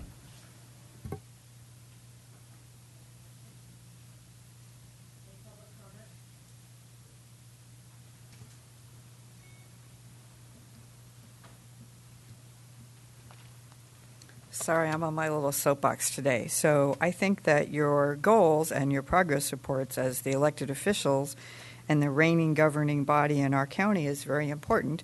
And now there's only 5 members of the public here, 3 of which are interested in water and natural resources, and then the other 2 of us. So for all these people that tell me they're so interested in getting involved in watching what's happening in our government, I ask you, where are you? Thank you. Thank you. Is there any other public comment? All right, seeing none, I'm going to bring it back to the board. I am looking for an action. I move that we accept the report. Second. I have a motion by Supervisor Gray, a second by Supervisor Rotifer. All those in favor? Aye. Aye. Any opposed? Motion carries 5-0. Thank you, Mr. Pedro. What I'd like to do is take a 10-minute recess, and then we will come back and do reports before our closed session item.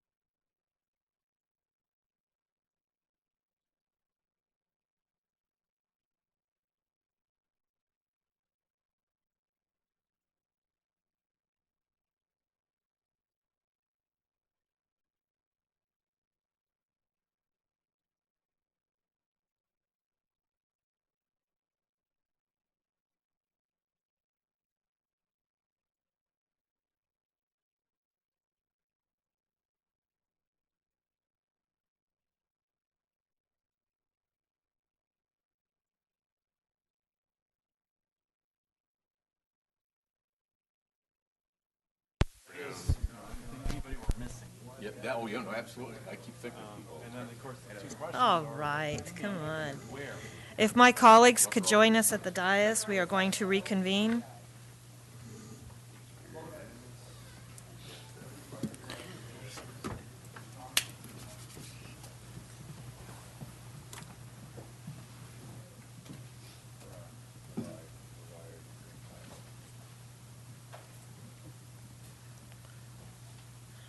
Will the clerk please read item 9?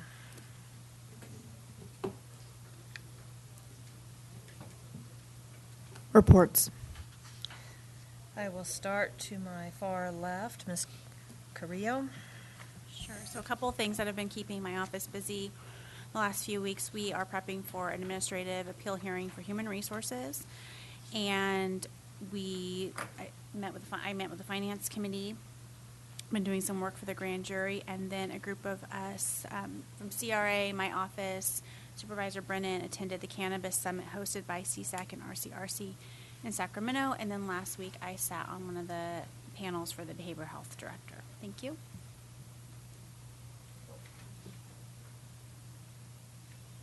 Supervisor Rutherford. Okay. I'm just going to report on one thing. It's not the only thing I've been doing, but along with Supervisor Hanvelt, we both attended, he representing RCRC and myself representing you all, attended the National Association of Counties Conference in Columbus, Ohio last week. It's a 4-day conference, and I was on the Energy, Environment, and Land Use Policy Committee. I'll let Supervisor Hanvelt talk about his roadshow. But unlike CSAC, NACO policy committees actually draft the policy legislation or the policy statements that go forward and any platform changes that they want to put in. Friday was a full day. We spent almost 2.5, 3 hours in the morning with each of the policy statements up on the screen, going through line by line, word by word edits on them. And then that afternoon, we reconvened after they had made all of the changes and done some negotiations over lunch where amendments were to be considered. And then we went through them again, line by line. What you have on the dais in front of you, and I left 2 copies in the back if anybody in the public wants them, is an email that came from Julie Uffner, who is the NACO staff person in charge of the EELU, recapping all of what we did at the conference. So I'm not going to go into it in detail, but each one of the policy statements that we had in there is part of that email. And so you can kind of get a flavor for the kind of issues that we're dealing with out there. The other thing that I put on the dais is a briefing that we got in the EELU. Not only do we do the business of the policy statements, but much like CSAC, we do get briefings from key people in the federal government. In this case, it came from the Army Corps of Engineers. It's a pretty interesting briefing on how to engage locally with the Army Corps of Engineers. So I just offered that up for information for the board and for any member of the public that is interested. We routinely get these. They're very valuable. In addition, we have people that report directly to the Department of the Interior, USDA, Army Corps, at our EELU meetings. These are not third-level staff functionaries. These are people that can walk into the Secretary's office and have a discussion with them. And I've taken the opportunity on numerous times over the years that I've been your NACO representative to bend their ear offline as well. That opportunity does exist. So when we have issues that we want to be brought forward, we have both the policy committee framework, but also we can have offline meetings with some pretty important people in the federal government. NACO really is, for a relatively, I think we spend about 1/10 on membership with NACO that we do on membership with CSAC, and I think less. I think, quite frankly, we get about 10 times the bang for the buck. It's not always directly or in your face apparent, but we have the ability to influence policy at the federal level in a very, very important and meaningful way. So that's my report. Again, I'm not going to go into the details. You can read about them. And obviously, if there's anything in the energy, environment, and land use area, I am a member of that standing committee. So I'd be willing to take anything forward on behalf of the county. Thank you. Supervisor Gregg. Just a short report. I did set in on the behavioral health interview on the panel. I did sit on a panel for the behavioral health director, and I think we have some good candidates to look at. Carol's here. I want to thank her for her effort in helping me with the Chinese Camp Cemetery. If you have any information or history about the Chinese Camp Cemetery, we would like to hear it. We want to get it cleaned up. Not too many people there, but it is in disarray, and we need to do some work on it. So I think it's going to move forward. The other thing is, I just want to let everybody know that the Groveland Rotary is having their annual Shrimp and Sausage Fest on August 26th from 5 to 8. It's all you can eat, $35. I'd like to see some people up from down here up in Groveland. You'll really enjoy it. That's my report. If you'd put out a note to us, perhaps we'll see if we can't sign up for your invitation. That would be great. I have tickets, by the way. Oh, he has the tickets to hand out. I might have known. Okay, I want to comment a little more on the NACO annual meeting in Columbus. First of all, I'd like to just add a little comment to what Rutherford said. When I go there, I do represent Tuolumne County. It's RCRC pays the bills, and that's really kind of nice because I'm an officer there. But I sat in the Public Land Use Committee. I haven't gotten the report out. When I get it, I'll make sure that you all get copies of that. Jonathan hasn't sent those out. I expect it to be here any day. Give you an idea how those meetings go. The meeting started at 9 o'clock, was supposed to break for lunch, and then continue in the afternoon. It never broke for lunch. It went right straight through, and they work really hard on doing things. Public land use has a little bit overlap with the energy environment land use group, but they work hard, and like Supervisor Rodford says, they make a difference. So I missed a meeting that I was going to go to at lunch instead of that, and so I it was a cannabis meeting, which I was hoping to get information and bring back to our ad hoc committee. But then I attended the WIR, which I am on the board of directors, appointed by RCRC and CSAC, and that's Western Main State Region. And again, they haven't put out any details of a summary of that, but I expect that shortly. And then the Western Caucus. Finally, on Sunday, I did go to a cannabis meeting, and I have to tell you, this one was a working group basically informing us of the problems they've experienced in places that are way ahead of California. And every time I go to one of those, I find out things I didn't know, new wrinkles, if you will, new challenges, and I am very happy to tell you that we are because we are taking a methodical approach, not jumping into this thing. I think we're saving a lot of money. Denver talked about the surprises that they got when they started this program. I'm just going to highlight two quick things. they established a application fee and an annual license fee. And the annual license fee included covering inspections. And then they found out when they went and started doing inspections, some of these grows had mold in them. All of a sudden, they were having to put masks on their people, and in some cases respirators, because of the potential exposure to mold. Then they found out some of these people were using inappropriate pesticides and other things, so now it became a hazmat issue.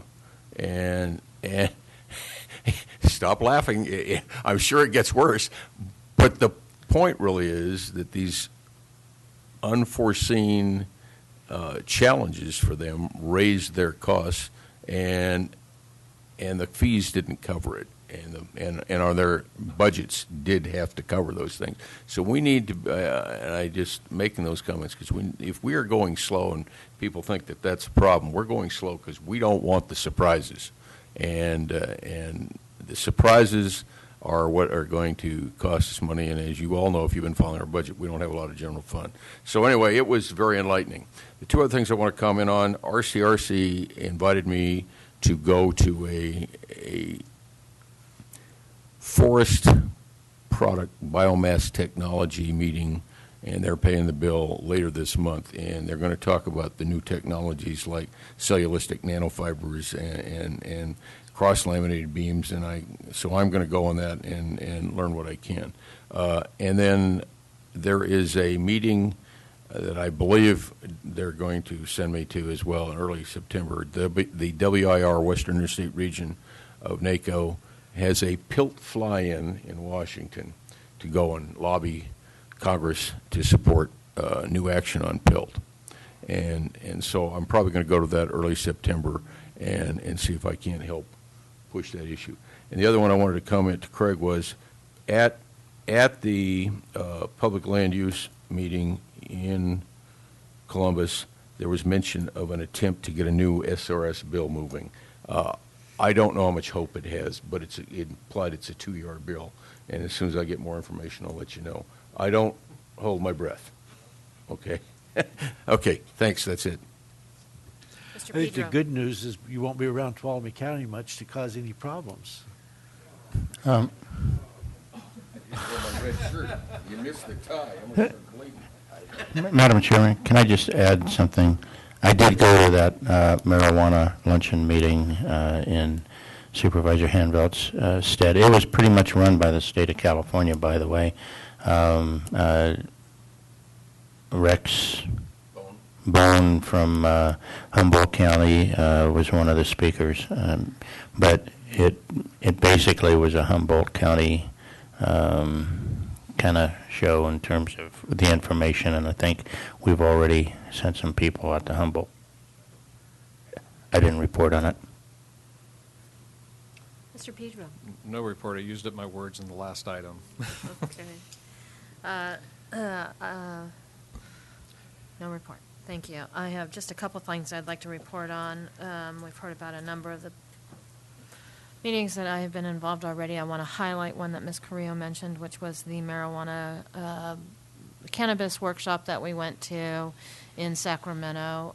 We will be having, as Mr. Pedro said, a 1:30 appointment at our next meeting to discuss this in depth, but it gets at a couple of things that have been said both at NACO and that we continue to hear that I think is important, and I am hoping that the state will put this up as information, because we continue to hear how critical this January 1 deadline is for people to get licenses, and this date is driving a lot of interest in doing something. And I agree with what Supervisor Hanfeld said completely, that we need to go at this very slowly and look at what all the ramifications are. The state did clarify for us at that meeting. Yes, they will be issuing, they will be taking permits or applications. I'm sorry. They will be taking applications on January 1st. I want to be very clear. They said they will be taking applications. That is it. They said that they are going to be looking at local jurisdictions to define what the number of permits will be. So this is not going to be, there are this big basket of permits that the state is going to be giving out. They will actually be going to the local jurisdictions. The local jurisdictions will define how many permits, if any, they want in their county or their city. And so this January 1st application opening timeframe is not a date that is going to impede or slow down movement in Tuolumne County, because they will be looking to the counties, the individual counties, for direction. So again, I keep hearing about this January 1st date, and it is very important for us to understand local jurisdictions will be controlling what that number of applications is and that how that moves forward. So the other thing that I would really like to mention is the Meals on Wheels fundraiser, which will be happening down at Railtown on August 19th. Very important for Tuolumne County. Sierra Senior Providers do an amazing job, not just feeding those that can't get out, need some assistance, but they also provide some meaningful fellowship interaction, take other resources to our seniors that can't get out enough. Tremendous service that these folks provide. This is their major fundraiser for the year. Very important. If you can either donate an item for it or if you would like to buy tickets for it, please contact their executive director, Leon Cass, at Sierra Senior Providers, 533-2622, and I hope we see a number of Tuolumne County constituents out supporting this activity. Very important. So that concludes my report. Will the clerk please read both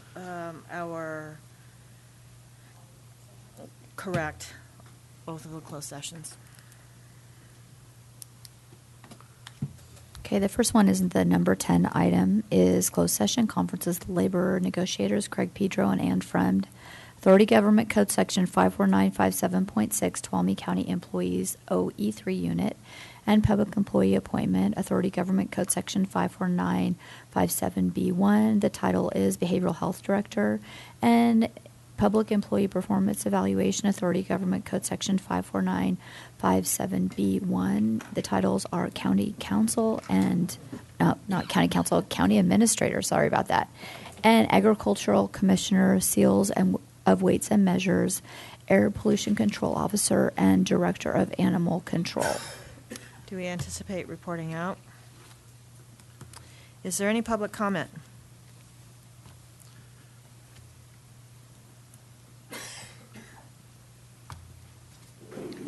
Please pick somebody good for behavioral health. I would like to see that get beefed up.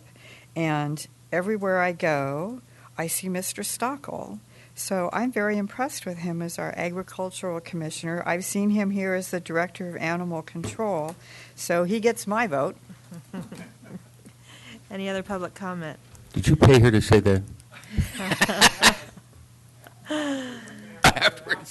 All right. We are going to recess and we will reconvene at our 1:30 appointment. Thank you.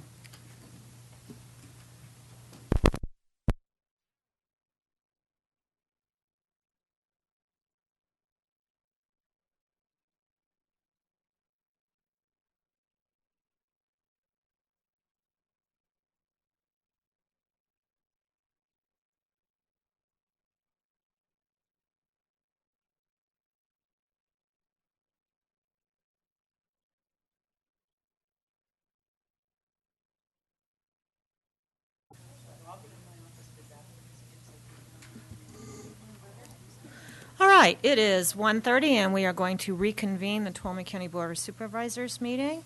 Will the clerk please read our 1:30 appointment? This is a presentation and status update on the Motherlode Regional Juvenile Detention Facility. All right. And before we start the presentation and have the staff report, I have been notified that we have a couple of esteemed guests that have joined us that would like to make a few comments that have a very busy court calendar. So, Judge, if you'd like to Madam Chair, members of the board, my name is Donald Segerstrom. I'm the presiding judge of the Tuolumne County Superior Court. I want to say thank you for this opportunity to be in front of you. I know that you're getting a presentation on the juvenile hall, and I just wanted to say just a couple quick things for you.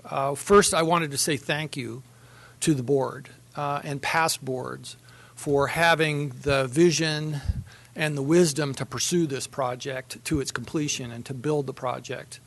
I know that it has gone on through some difficult budget times, and I know that your current budget is difficult and you face many difficult choices. But I want to thank you for your continuing support of the juvenile detention facility, because it is a crucial part of the juvenile justice system. It,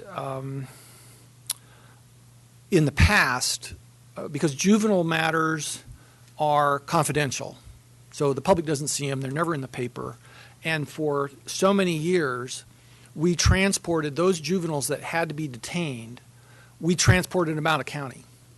So it was sort of out of sight, out of mind. You know, this problem must not exist because I don't see any juveniles and any juvenile detention. Well, with the construction of the juvenile hall, it is now quite obvious that we have juveniles and they are detained. And so it's something that now the public actually can see, as opposed to something they just sort of heard about anecdotally. And I wanted to emphasize to you, since juvenile proceedings are very complicated proceedings, because the purpose of juvenile court law, as opposed to punishment, is rehabilitation of the minor. And that's the focus of juvenile court law. And the juvenile hall is really an indispensable part of that. There are kids who come through my court who, if I didn't have the resource of a juvenile hall, they would literally be out there killing themselves. One of the reasons you can detain a juvenile is for the juvenile's protection, not necessarily the protection of the public, although that's another reason you can detain them for the protection of the public, but you can detain them for their protection. And I've done that on, I can't tell you how many occasions. I know that there's one person in the hall currently who the path that person was headed on was unbelievably self-destructive. And the juvenile hall was the only place where that person would be safe. And it's also the coalitions that your probation officer has developed with behavioral health, with the county Board of Education, the county Office of Education, are just incredible. If you haven't been to the juvenile hall to see the programming that they have out there, you really ought to go. There's one person who is in the hall who's actually going to graduate, and I'm going to go to the graduation ceremony for this person. If this person wasn't in the hall, there was no chance that this person would graduate from high school, and they're going to graduate, which I just think is fantastic. I also want to let you know that the Juvenile Justice Commission, I've appointed all the members of the Juvenile Justice Commission. Their second meeting is going to be August 10th. They're getting their training from the state level. They will be annually providing you with a report on the conditions at the juvenile hall, room for improvement, and things that they think that you should know about the juvenile hall. So the commission is in place. You've got some really good members on the Juvenile Justice Commission that I've appointed, and I look forward to working with them. So I just wanted to come up here and thank you for your support for the juvenile hall and your continuing support for the juvenile hall. And I just wanted to say thank you very much. I appreciate you sharing those insights because you're so instrumental to this entire process, and so it's important for us to hear that. Thank you. All right, thank you. And I apologize, but I have a whole calendar of people waiting for me, so I got to get back. And this is one of those rare instances where I get to use my prerogative and change it up just slightly. And there's one more individual that I know has court appointments, and I'd like, again, I think what you can share is very relevant to this conversation. So, D.A. Krieg. Thank you, Madam Chair, members of the board, Laura Krieg, District Attorney. I want to echo Judge Sangerstrom's comments. When I am out in the public and I hear, well, the juvenile hall, it's not full, there's not enough kids. What I continue to remember is that crime and incarceration comes in waves. And I just remember in 2015, we had the thwarted school shooting at Somerville High. That was 4 juveniles, individuals, that we had to house in Nevada County. Their attorneys were having to be paid to travel to and from to visit with their clients. There was tremendous cost. We were wanting to ensure that each of those individuals had a risk assessment done by a clinician. There was tremendous cost in the fact that they were so far away from the county. Not only the tremendous cost, but also the challenges that presented in their families, visiting them and trying to also be a part of the process. And again, as Judge Segerstrom spoke about, juvenile criminal cases are completely confidential, and so we never do press releases regarding juvenile cases. There's not a lot of information that the public sees, but I can tell you that it comes in waves, and there have been occasions where we have had several juveniles detained in juvenile halls in other counties, and those counties and those juvenile halls are not places that are most appropriate for the children and our children here in Tuolumne County. I can remember a case that I dealt with where we found one of our juveniles, she was 13, prostituting on the streets down in Richmond. And she needed to be put in the hall again for her safety and for rehabilitation and services, and we had no hall to put her in. And so we were placing her down in areas where that kind of conduct is rampant, and making those connections with people that she would meet in there. And those are sort of the occurrences that come to mind when I think of this. Also, I think that probation has done a tremendous job with implementing staff and programs in our hall. I've already seen the success stories. I think that the fact that it's just really opened in April, it's way too soon to be really evaluating it as being, not full, not functioning as we envisioned. I think that it's definitely functioning, it's doing important things, and it is important for the youth of our community and the families here. So I want to extend my support, and again also thank the board for your support of our juvenile detention facility. It certainly is important to our criminal justice process and certainly our kids here in Tuolumne County. Thank you. Don't go away, Laura. Part of the long-term strategy for the viability of the juvenile detention facility is a cooperative partnership with the other surrounding counties. I would encourage you to share your enthusiasm and encouragement with your counterparts in other counties so that we can get them participating. I certainly will. And I have great relationships with the surrounding district attorneys. We meet twice a year, and the next time we meet is January, and I will be sure to set up time with Tom in Mariposa, Barbara in Calaveras, and Todd in Amador, and let them know what a great facility, and or maybe arrange a time for them all to come out and tour the facility. Great. Thank you. Thank you. All right. Ms. Downey.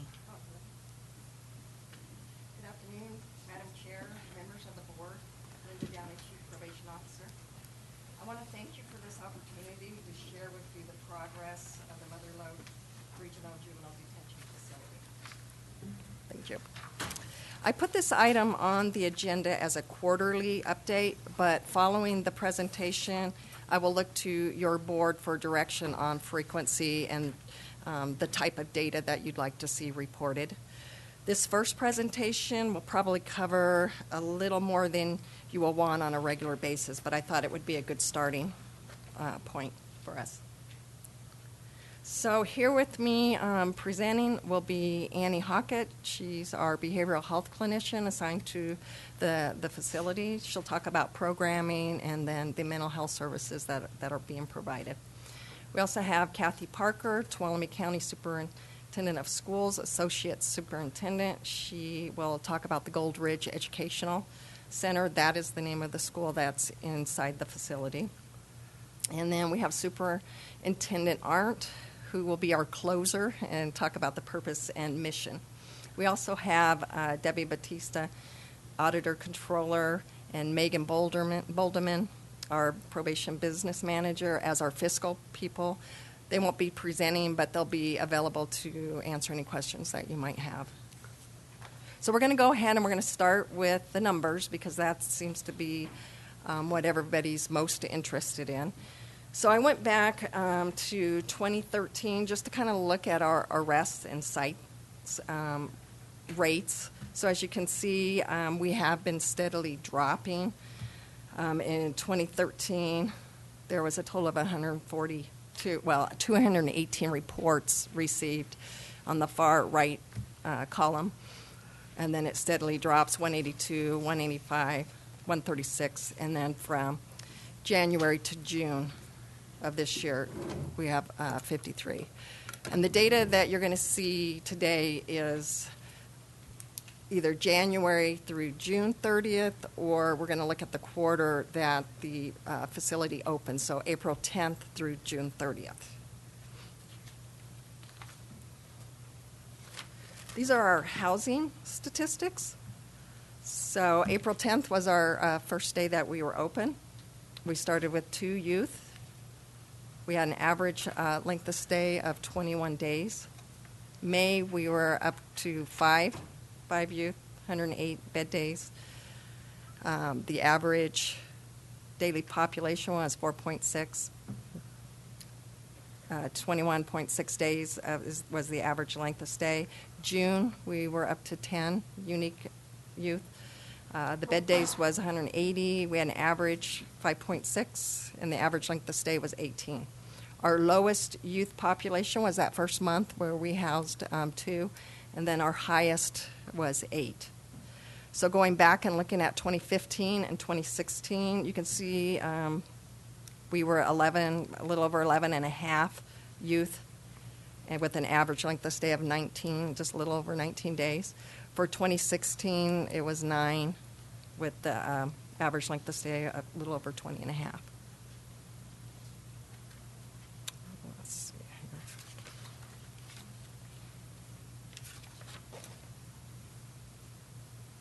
here. Okay, I think I have the wrong one up here.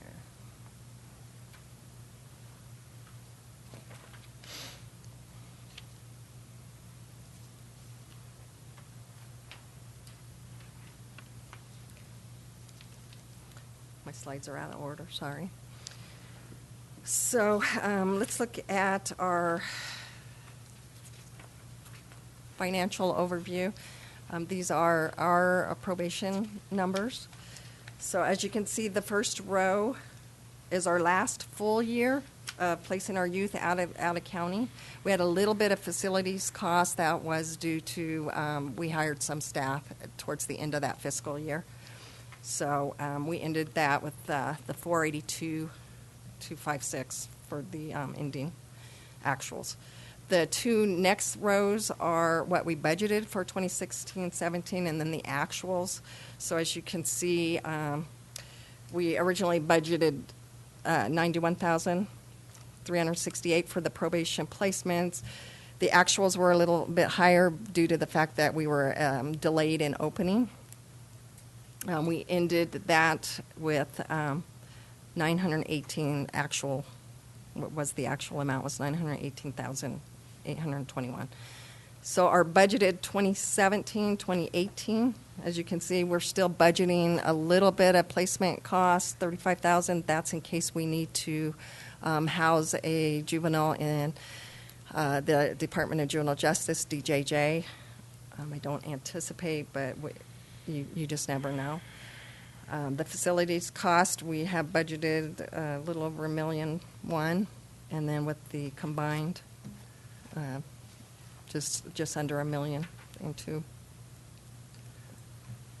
So I'm going to pause there. I have been meeting with the Auditor Controller, Debbie. We've met, we've compared numbers, we tried to give a projection, but as we started digging and attempting that, we realized it was just too early to really look at projections. We just didn't have enough data, and we just didn't have enough time under our belts.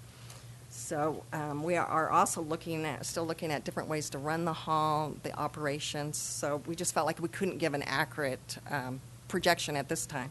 But I'll pause there in case Debbie would like to add anything. I think she's here.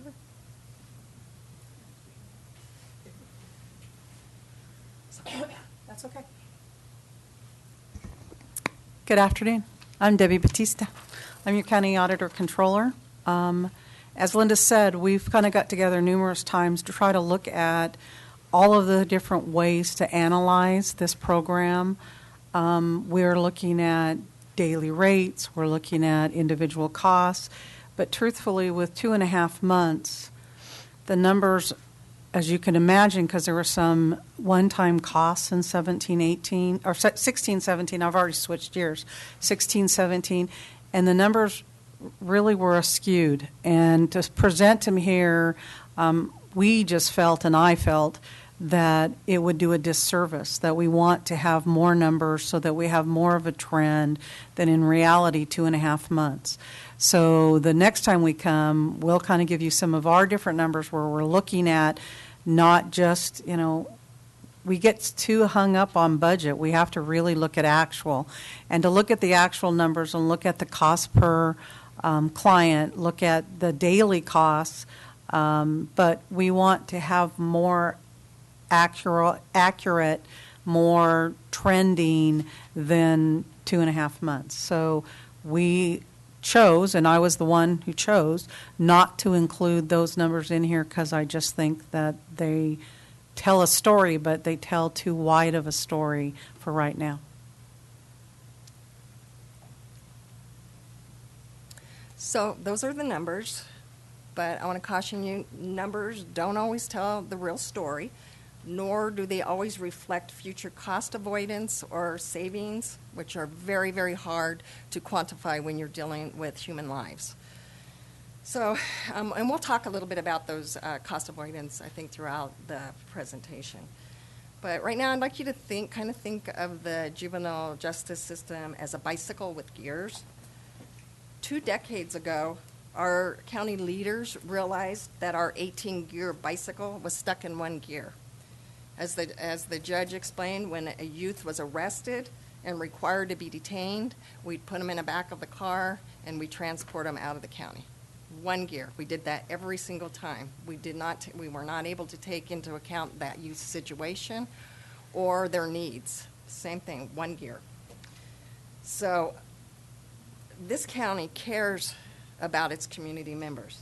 The county leaders wanted to get our bicycle in motion.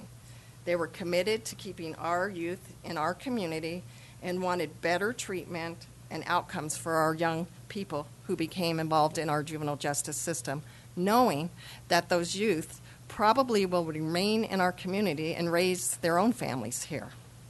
So after 2 decades and a couple of false starts, guess what? It's happening. We're getting those other gears going, getting them oiled, and we are finally able to start switching gears depending on the terrain or the individual situation and needs of a youth. So here are some of the gears that we got going. We have an educational system that I would say is second to none. We have a therapist who understands and uses trauma-informed treatment and programming. We have dedicated community members who want these youth to succeed and have a productive life and are volunteering in various capacities. We have a medical team that youth utilize and are asking those hard questions regarding their lifestyles and how it is affecting their bodies and their well-being. We have a very, we have a very dedicated staff and a passionate superintendent who actively engaged the youth,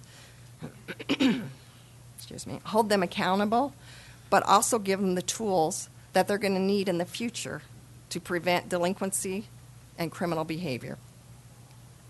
We are now in control of wrapping individualized county available services around each youth that will continue when they leave the facility.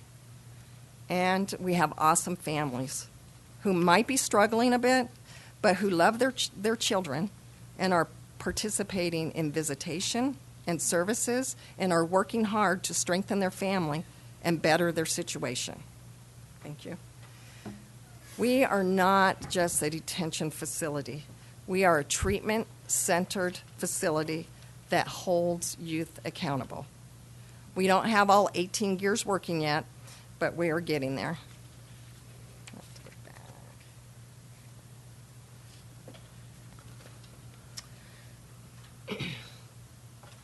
So some of the activities that we've got going since April 10th, we've had 46 family visitation events with a total of 60 participants.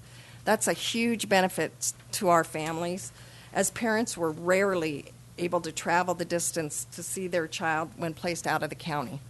They are visiting and they are engaging in services. We've had 11 multidisciplinary team meetings, and I believe Annie and Kathy will both speak to those. You can see in the left-hand corner that is the start of our garden. Those are raised garden beds. We have a partnership with 4-H and Master Gardeners. So the youth are learning about gardening, soil, composting. We had a presentation and the youth participation in the Tuolumne County Library Summer Reading Program, and I believe we actually had some youth apply for a library card. And then in the right-hand corner, that's Judge Segerstrom. He impaneled the Juvenile Justice Commission on May 30th, and as he stated, they'll be meeting again August 10th to do their first training with the Board of State and Community Corrections.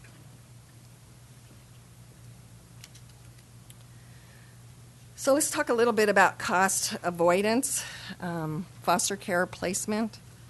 Foster care is costly, and not only fiscally. When a child is removed from the home, it impacts the lives of that family forever, and not always positively. I don't know how we can put a dollar amount on that. As you can see,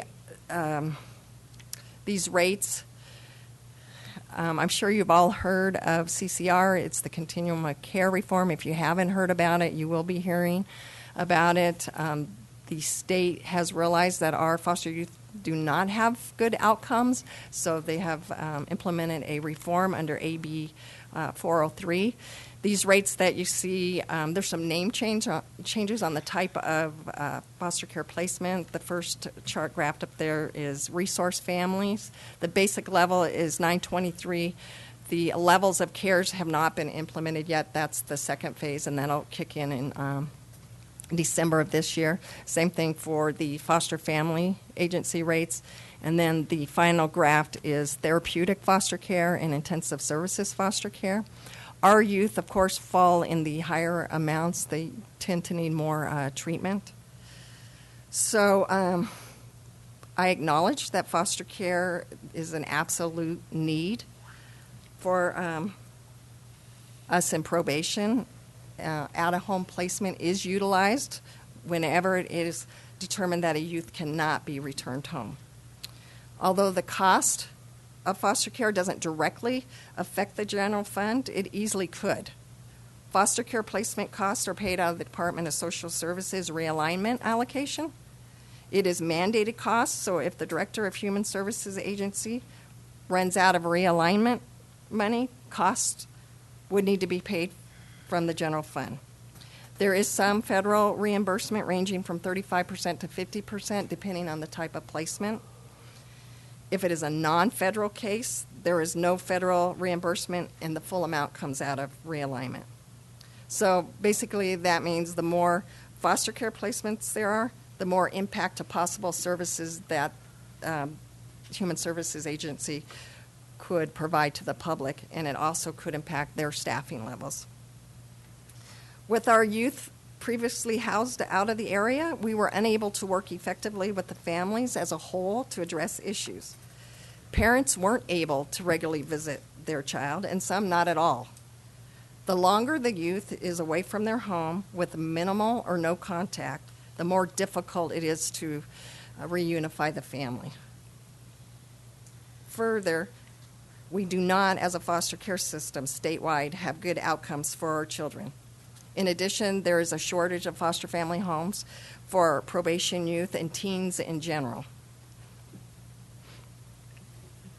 So that means our youth are once again being placed out of the county and away from their families. Overall, our youth tend to do better if we can maintain them in their home of origin by strengthening the family or placement with an extended family member or a family friend. Local detention of our youth allows us to work with that and allows us to reach out to the extended family members and a possible family friend. With our youth in county, services and contact begin immediately. I can say confidently there have been 3 youth and possibly even 4 in our facility that may have ended up in a high-level group home placement had the family not been here, receiving intensive, frequent services and visitation.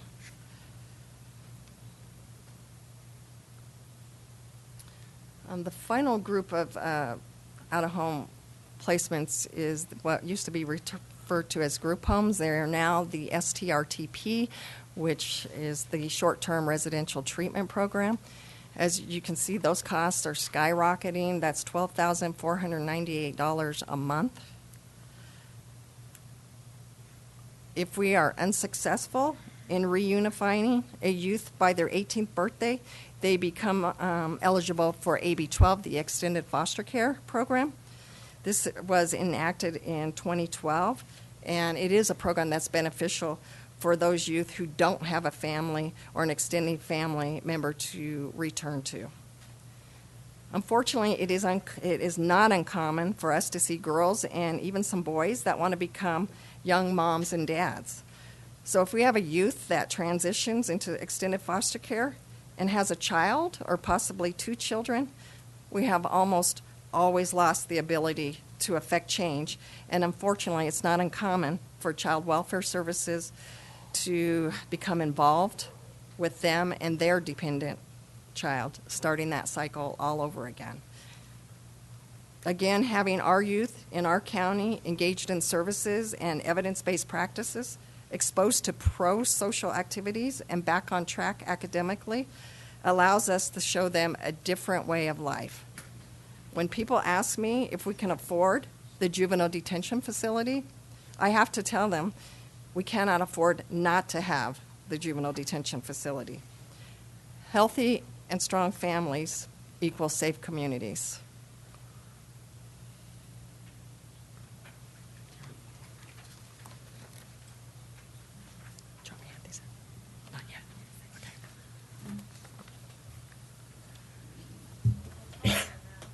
There we go. Good afternoon. My name is Annie Hockett, and I, as Linda mentioned, am the on-site mental health clinician working at the facility. And so I get to talk to you guys a little bit about the programming that we have implemented since opening. The bulk of my clinical work essentially falls into 3 major categories. One, working with youth in crisis. So this would encompass working to identify any youth who present at risk of suicide, either upon intake or throughout their stay at the facility. And as you can see from that percentage up there, we've had a fairly large amount of youth present at risk of suicide upon intake. So I have done quite a bit of work around this issue. The work here certainly involves some really thorough assessment, safety planning with the youth, and then working collaboratively with the supervision staff to make any sort of adjustments to keep that youth safe. Also under this category would be working to stabilize any youth who have maybe some emotional outbursts while they're there for one reason or another, again working to kind of stabilize and de-escalate and keeping everybody safe. The second category would relate to the individual treatment that I'm able to do with the youth. And as you can see up there, the bulk of my interventions here align with cognitive behavioral therapy, which is an evidence-based program. CBT really focuses on identifying destructive thinking patterns and working to change those thoughts, which in turn impacts kind of how our emotional state is and then ultimately how we behave. You can see there that there was a specific intervention, trauma-focused CBT, which I'm going to talk about trauma in a couple slides, so I'll save that for then. We also are running group treatment out of the facility. Currently, we have a DBT group that essentially focuses on maintaining control over strong emotions. In a nutshell, it's more complicated than that, but the time that we have today, we can't go into a lot of detail. But again, focusing on that emotional regulation piece and how to cope with those strong emotions. We also are running a Seeking Safety curriculum. This curriculum focuses on the interconnectedness of substance abuse and trauma, focusing on gaining some additional skills in safe coping, and then, of course, achieving and maintaining sobriety. And as you can see, we've had excellent attendance at our groups. The kids really like to be there, so everybody always comes, which I think is a strength, right?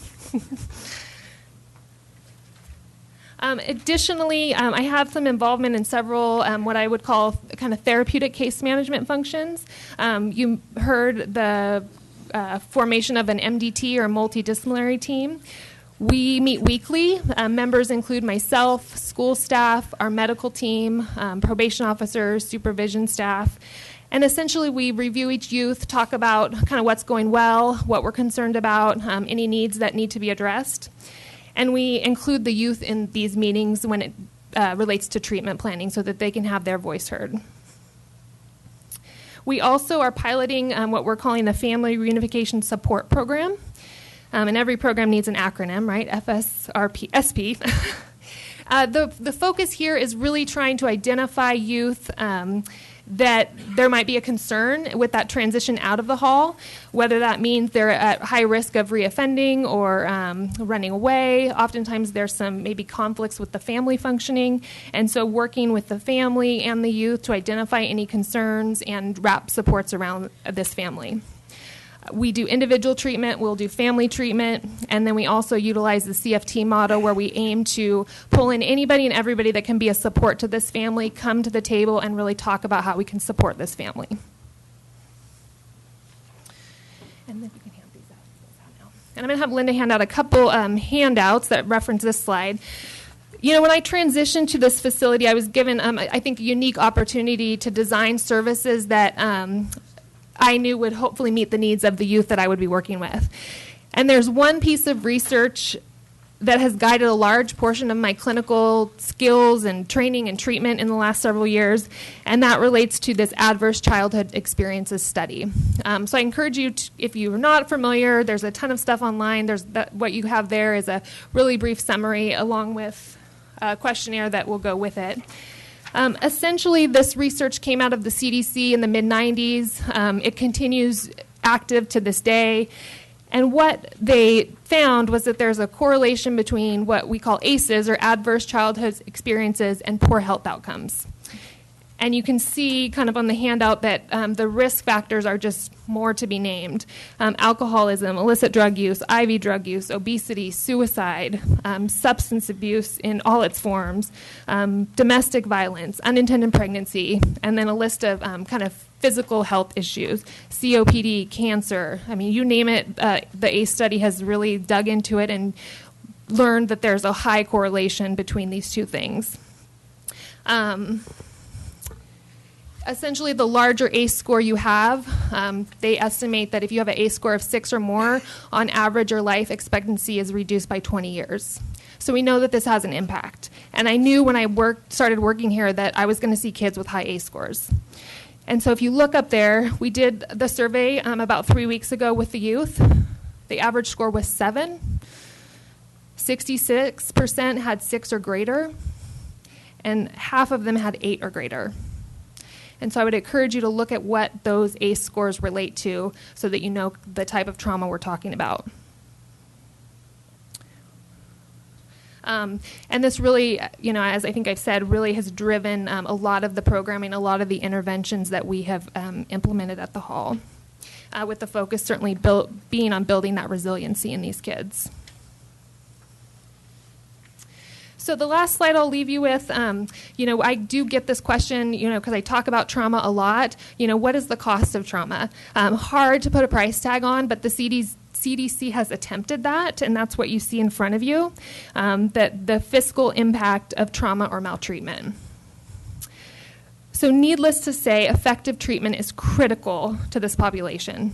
Not only does it make financial sense, I wholeheartedly believe it saves lives. And so I'm honored to be a part of this program, and I appreciate your time.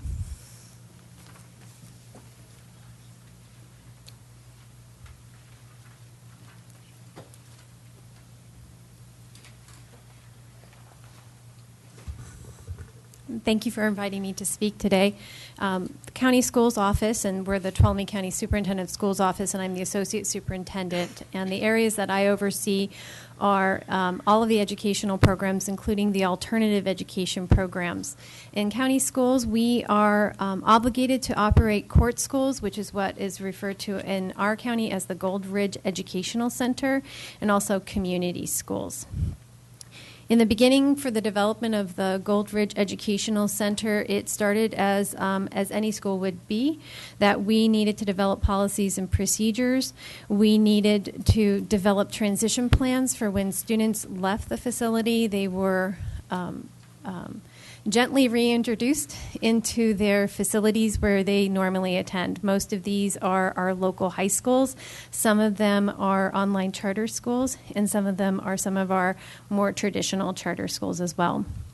We participate in a multidisciplinary team that was spoken about earlier, and that is a model that we've approached and used in our community school program, understanding that when a student comes to school, they are not simply focusing on academics. You can't really focus on algebra when you're dealing with a lot of the traumas that our kids are dealing with. So we meet weekly in this facility, as we do in our other facilities, to discuss the needs and the progress that students are making in a social, emotional manner, also using academics as a guide for our conversations.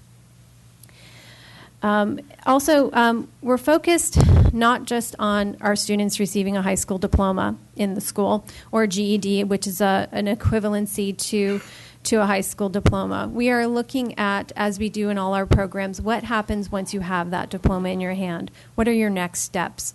Because once you have that diploma, we want to make sure that they have the skills and the opportunities to become gainfully employed in our community. So with that, we work with Columbia College to explore career technical educational options. We work with Motherlode Job Training to explore work experiences for them. And then we also work with our local high schools to make sure that they are continuing on to paths that they have started in Gold Ridge Educational Center.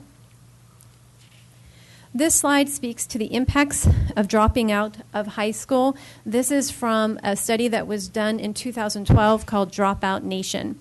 And I have the full study. If you're interested, that link will take you to that and tell you all of the different resources. So this is a meta-analysis of all of the different studies from Department of Labor, from different sources that brings it all together of what is the true cost of if we don't have a child who comes to a school, what if they drop out? What is the cost to the community? So we're looking at a cost that happens as a result of lack of collection of taxes through sales tax because they don't have money to spend because they can't get a job, or they can't purchase a car, so they aren't purchasing, so there's no car registration, there's no maintenance of roads that are going on. The other cost happens on the back end where we have people who can't support themselves, they cannot find housing, they need to draw upon the social services that are offered in a community. So if you look at the numbers that are up there, if we look at what they can expect to earn annually, we're looking at a dropout is expected to earn about just over $20,000 annually versus somebody who has a high school graduate or a GED, and that's about $30,000. If we look at the poverty rate of somebody who doesn't graduate, we're looking at almost a 31% chance that they're going to actually live in poverty. This is not simply low income, this is actually poverty. We're also looking at a 63% incarceration rate among 16 to 24-year-olds who are dropouts. And we're looking at the cost to taxpayers over a lifetime, which, as we saw from the ACES study, which is often a shortened timeline of life, that we're looking at a cost of almost $300,000 to a community based on those factors I mentioned prior. So for how we design and we support kids in the school, we have to develop what's called a local control accountability plan and annual update every year. All schools need to do this, and our school is no exception. It is quite a lengthy document. It is this long, and it is available online, and I've put the link up there if you want to read the whole entire thing. But I pulled out some pieces that I think are very important for you to understand that based on the stakeholder input, and stakeholders are community members, students, parents, staff, our teachers, our administrators, everybody who wanted to provide input. These were some things that were very important to pursue in the school. One of them is access to relevant and engaging curriculum. And again, I'll go back to that emphasis on career technical education and work experience. So giving them the opportunities to actually engage in academics that will lead to skills that will help them get a job, that will help them become employable, that lead to immediate kind of transitions out of high school, not just simply college, even though we do have students who are pursuing college in a 2-year and a 4-year model. And also the other part is looking at the social, emotional, and mental needs that are important to our kids, as well as the academic needs. And we refer to in our educational system the Maslow's hierarchy of needs, which is represented by that triangle, which says basically that you can't start addressing those needs of academics and succeeding in algebra, getting good SAT scores, doing a college application, until you meet some of those basic needs, which are the physiological needs. Are they safe? Do they have enough food to eat? Do they have a place to sleep? And until those needs are met, you can't really start addressing some of those other needs as well. And so that drives our educational system that we've put in place at Goldridge as well as our other community schools. We recognize that this is new for our staff, not just our teaching staff, but also working with our juvenile correctional officers, and we want to make sure that we have a comprehensive system of support for our kids.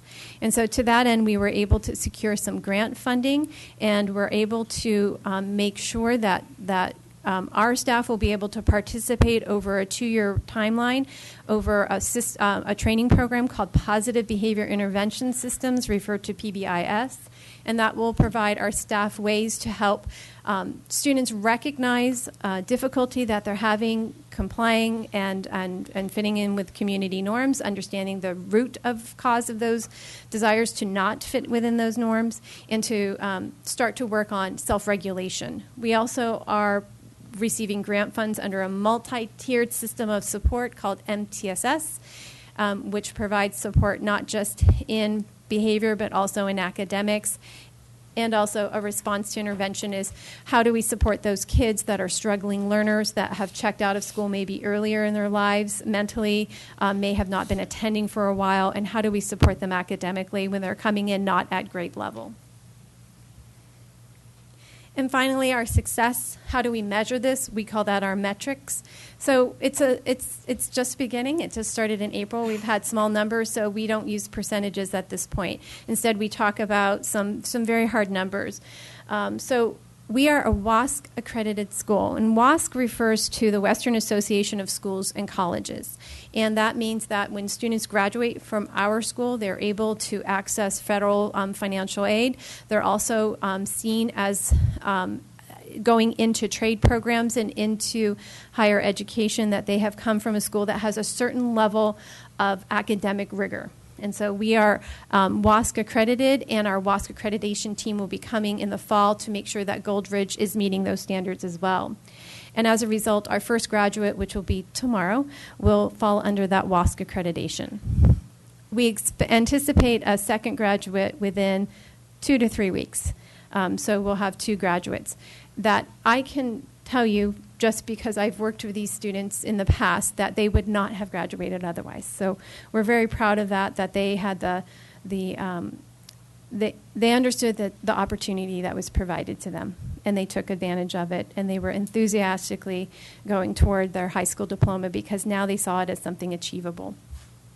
We work with Motherlode Job Training to counsel 4 of our students that have already graduated. So sometimes we receive students who have already received an early diploma. And so, what do? Well, we start working on your career technical ed skills. We start working on job skills. And then we are doing career college exploration through a program called Wages, which develops soft skills for them. And then we're doing transition and follow-up on a continuing basis. So we have an assigned school administrator that works with our school districts to make sure that transition happens seamlessly. And then, of course, we participate in the weekly multidisciplinary team meetings to make sure that we are continuing to meet needs of students.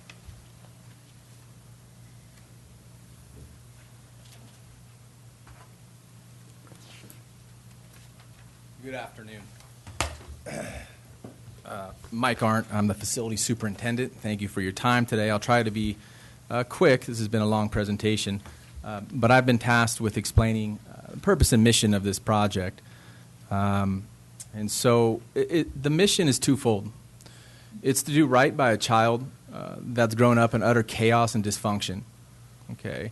And their behaviors are a result of the fragmented and traumatic childhood that they have. They deserve an opportunity from this community to be rehabilitated. That's definitely compassion is part of the mission there. But that's not the only component to it. We also expect to treat these youth so that we can foster future pro-social and self-sufficient conduct, the ability to take care of oneself and contribute to society and this community, to give more than you take rather than take more than you give.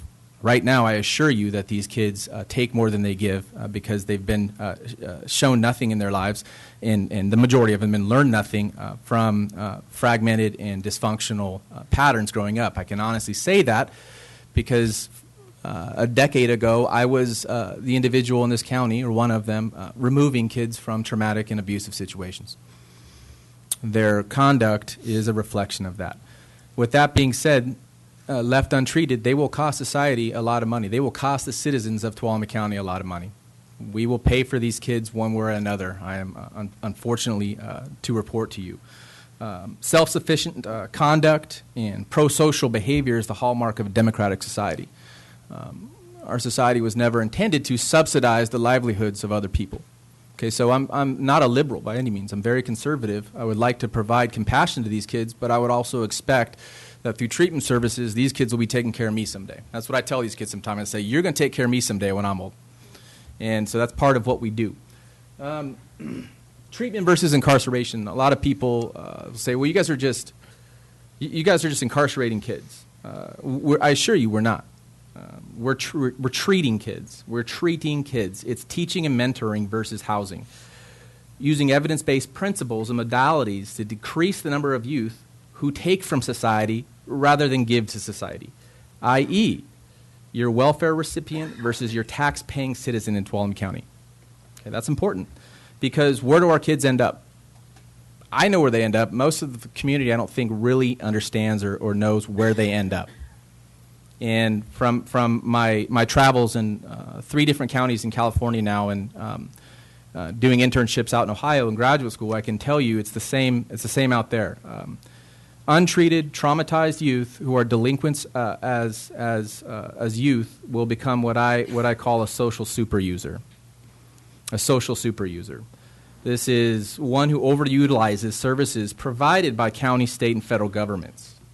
Left untreated, and throughout their lives untreated, youth will abuse the following services: courts, district attorneys, CWS, Medi-Cal, ambulance, hospitals, jails, prisons, cash aid, food assistance, public health, public defender, probation services, behavioral health services, subsidized housing services, unemployment benefits, patrol services, and the list goes on.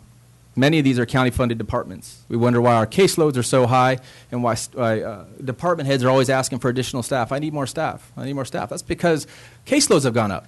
Because we have a generation of individuals who are social super users. Not only are they social super users, unfortunately, many of these youth become what I call social super takers. They will victimize others while they are being social super users. They will commit property crimes. They will break into houses. They will use drugs on the street. They will sell drugs. They will, clog up jails because they're also super taking. So how do we break that cycle, I think, is really the... Oh, one other thing. Sorry. Along with the social super user, left untreated, these kids will have kids of their own, and they will intergenerationally pass those patterns on. We've seen generations of families in Tuolumne County who have done this very thing. Okay, grandma was not raising her kids right. She was a social super user. She passed this on to her own kids. Their own kids passed on to their kids. We have to break cyclical patterns of poverty. It saves everybody money. It's not an easy fix. It is not a quick solution. The Tuolumne County Probation Department is not thinking about 2017 necessarily right now. I'm thinking about 2037. How do we make this a more affluent community? I think there was one gentleman that came up here during the library speech day, and he said he was perplexed why we would spend so much money and have 6 kids at a time. I guess by perplexed, he meant he was shocked and dismayed. I don't think he fully understands how much these kids are going to cost him and taxpayers just like him for generations, and how much poorer our rural county will continue to get if we don't treat these patterns. It is absolutely critical to the future viability and affluence of this community. How do we do it? I think that's the important question. How do we do it? Can you do what you say you're going to do? We can do what we say we can do, because evidence has proved it. There's evidence-based treatment programs and modalities that are intended to rectify these patterns. Okay, utilization of these principles, treating the family, and linkage to local social capital. Important people that we can link these kids with that can help them get jobs. We've already linked one of our kids with a fire captain from Columbia College, and he's going to go right from graduating high school into a job. He's going to be paying taxes and working and putting out fires instead of social super using. So we can break those cycles using evidence and treatment. We really can. That's not the question. The question, I guess, the community wants to know is the cost-benefit analysis. Is it worth it? Is treatment of a small number of youth at an annual operating budget of whatever it is? Linda would have that. Is it cheaper than subsidizing the livelihood of exponential generations of Tuolumne County residents due to social super using, i.e. overutilization of services provided by the county, staff, and federal governments? And social super takers, i.e. those who commit chronic law violations and who victimize others while also very likely social super using? Absolutely. It's cheaper to pay $5 now versus $25 later and then live in a worse county later. We can make this place better intergenerationally in increments. It's not going to be a quick solution. I can't say in 2 weeks you guys are going to see results. I wish I could. This is generational patterns which need to be treated if we want to head in a positive direction. This is compounded by the fact that they will propagate intergenerational patterns and pass this on to their own children. We need to stop that cycle, and that's what we are attempting to do. We need to treat the youth because they deserve that opportunity unafforded to them during early childhood, while developing their ability to be self-sufficient, pro-social, tax-paying members of this community. That's what we are trying to do. I thank you for your time. I thank you for your attention to this matter. I know it's an issue of controversy for many people in the community, and I understand that. The solution is not easy, but it is doable if we are committed to it. Thank you very much. That is our presentation. Okay, I think there's going to be a number of questions, so I'm going to start to my left. Supervisor Rotifer. I just have one question, actually, and I'm not sure who really wants to field it. And I'll form it in the form of a statement.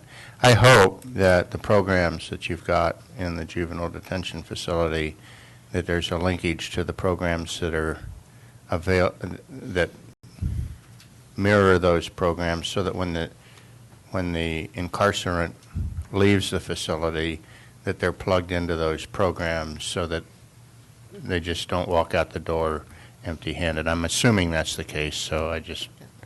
That is correct. That is the beauty of having our own facility. It is a warm handoff. It is working very, very smoothly right now. Thank you. Supervisor Gray. Yeah, under trends, I'm looking at the numbers here. What can you attribute the drop in citations? From Yeah, the million-dollar question. I would like to think that it is because of some of the preventative work that we're doing in our community. I know in 2010, the probation department sponsored a boys council girls circle training, which was well attended by multiple community-based organizations, members of the schools, and that program was implemented in the schools, and the girls' circle piece addresses conditions and risks and builds on protective factors, and the boys' council promotes a healthy passage through preteen and adolescent years. So some of the preventative works that we're doing as a community, I think, we've heard this at the last board meeting, keeping our libraries open, the arts, the rec programs, those are all important, as is the juvenile detention facilities and the jails. There have been changes in the laws. Prop 47 changed some of the punishments and levels. Prop 64 is going to have a big impact because what used to be felonies and misdemeanors as far as drug cases are infractions now. The consequence is going to be education, community service and education, drug education. It would seem we would be better off if we could get them into the programs. Correct. That have been established. A number of years ago, just educating myself on this subject, and I think Mr. Arndt said it a lot better than I'm going to say it, but you can pay a little now or a whole bunch later if we don't take control of this type of thing. So, thank you. Also, our child population is down too. That makes sense. Yeah. Supervisor Hemphill. Thank you, Madam Chairman. By the way, I want to say thank you and your team for a very enlightening presentation. I wish there was more public here to hear it, and I hope they'll see it online. I want to hit a couple of points you made. One of them, I knew it was a high number. I didn't realize it was basically two-thirds, 63%, quite close two-thirds. Incarceration rates among 16 to 24-year-olds who are dropouts. If that doesn't scare you as a member of the public, it ought to. And I think there's a number understated here. I would have guessed the number to be larger, except someone may have given me a hint why it might not be, and that is cost to taxpayers over a lifetime, $292,000. I think that's low on other numbers I've heard, but someone made a comment that some of these kids don't live as long, and maybe that's why it's down a little bit. But that's scary to me, so I just want to say thank you for this. It's enlightening. I wish more of the public could hear it. I want to thank Mike and your team, Mike, that work under you over there in the center for the work you do. I remember asking when I first met the probation people, I think my comment was, I wish you people didn't exist because of what has to be done. But then I asked, what keeps you coming to work every day? I mean, this has got to be a tough job. But I see you offer these kids hope, and I think that's the key. You offer them hope where they really don't have it anyplace else. So I want to thank you and your team for what you do. So I would really concur with all of the comments of my colleagues. The first question I had was about the trends, and absolutely agree that with Prop 47, you mentioned 64 also, but it just seems like we would be better served if we could get these juveniles earlier and start providing these services and the support that they needed. So a conversation to be continued, I'm certain. The other question that I had written down was family resources. And you kind of touched on it, because I was wondering, 18, 19 days with an average stay. What are we doing after? And you mentioned the Family Reunification Support Program, and I think that's really helpful. I am also assuming that as these families are coming in, it's an opportunity to make certain that they're aware of all of the services that might be available through our other departments, that they can utilize to help, again, break the cycle. So an opportunity that we didn't have when we were just sending those kids out, because now we have the families engaged and part of the process, and hopefully they are also looking for resources that can help them through our other social service departments. So wonderful presentation. I really hope that the public is going to take the time to look at this, look at these numbers, look at the statistics, because it's pretty clear that if we don't break the cycle early, it will end up costing us in the end, and in more ways than just financial, just dollars and cents. And so thank you very much for the presentation. I think you were looking for some direction initially about when we might like an update. I would like to give you a little bit of time to collect some meaningful data for us. I think that would be important. I'm looking to my colleagues across the dais, 6 months. That's what I was kind of thinking, that 6 months hopefully will frame a picture. Okay. Start putting some sideboards. So thank you very much. Thank you to all the presenters that came. Thank you. Yes, I'm sorry. Is there any public comment? Thank you. All right. Thank you very much, Linda.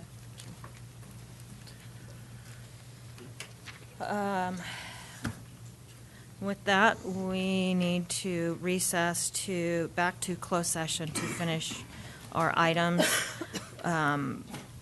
Which items? We do not anticipate a report out. It was on item 10. All of them? No. Okay. C. That's it? That Okay. is it. So that closed session, Public Employee Performance Evaluation, Authority Government Code Section 54957B1. The title is the County Administrator. Is there any public comment on this item? All right, seeing none, we will recess to closed session.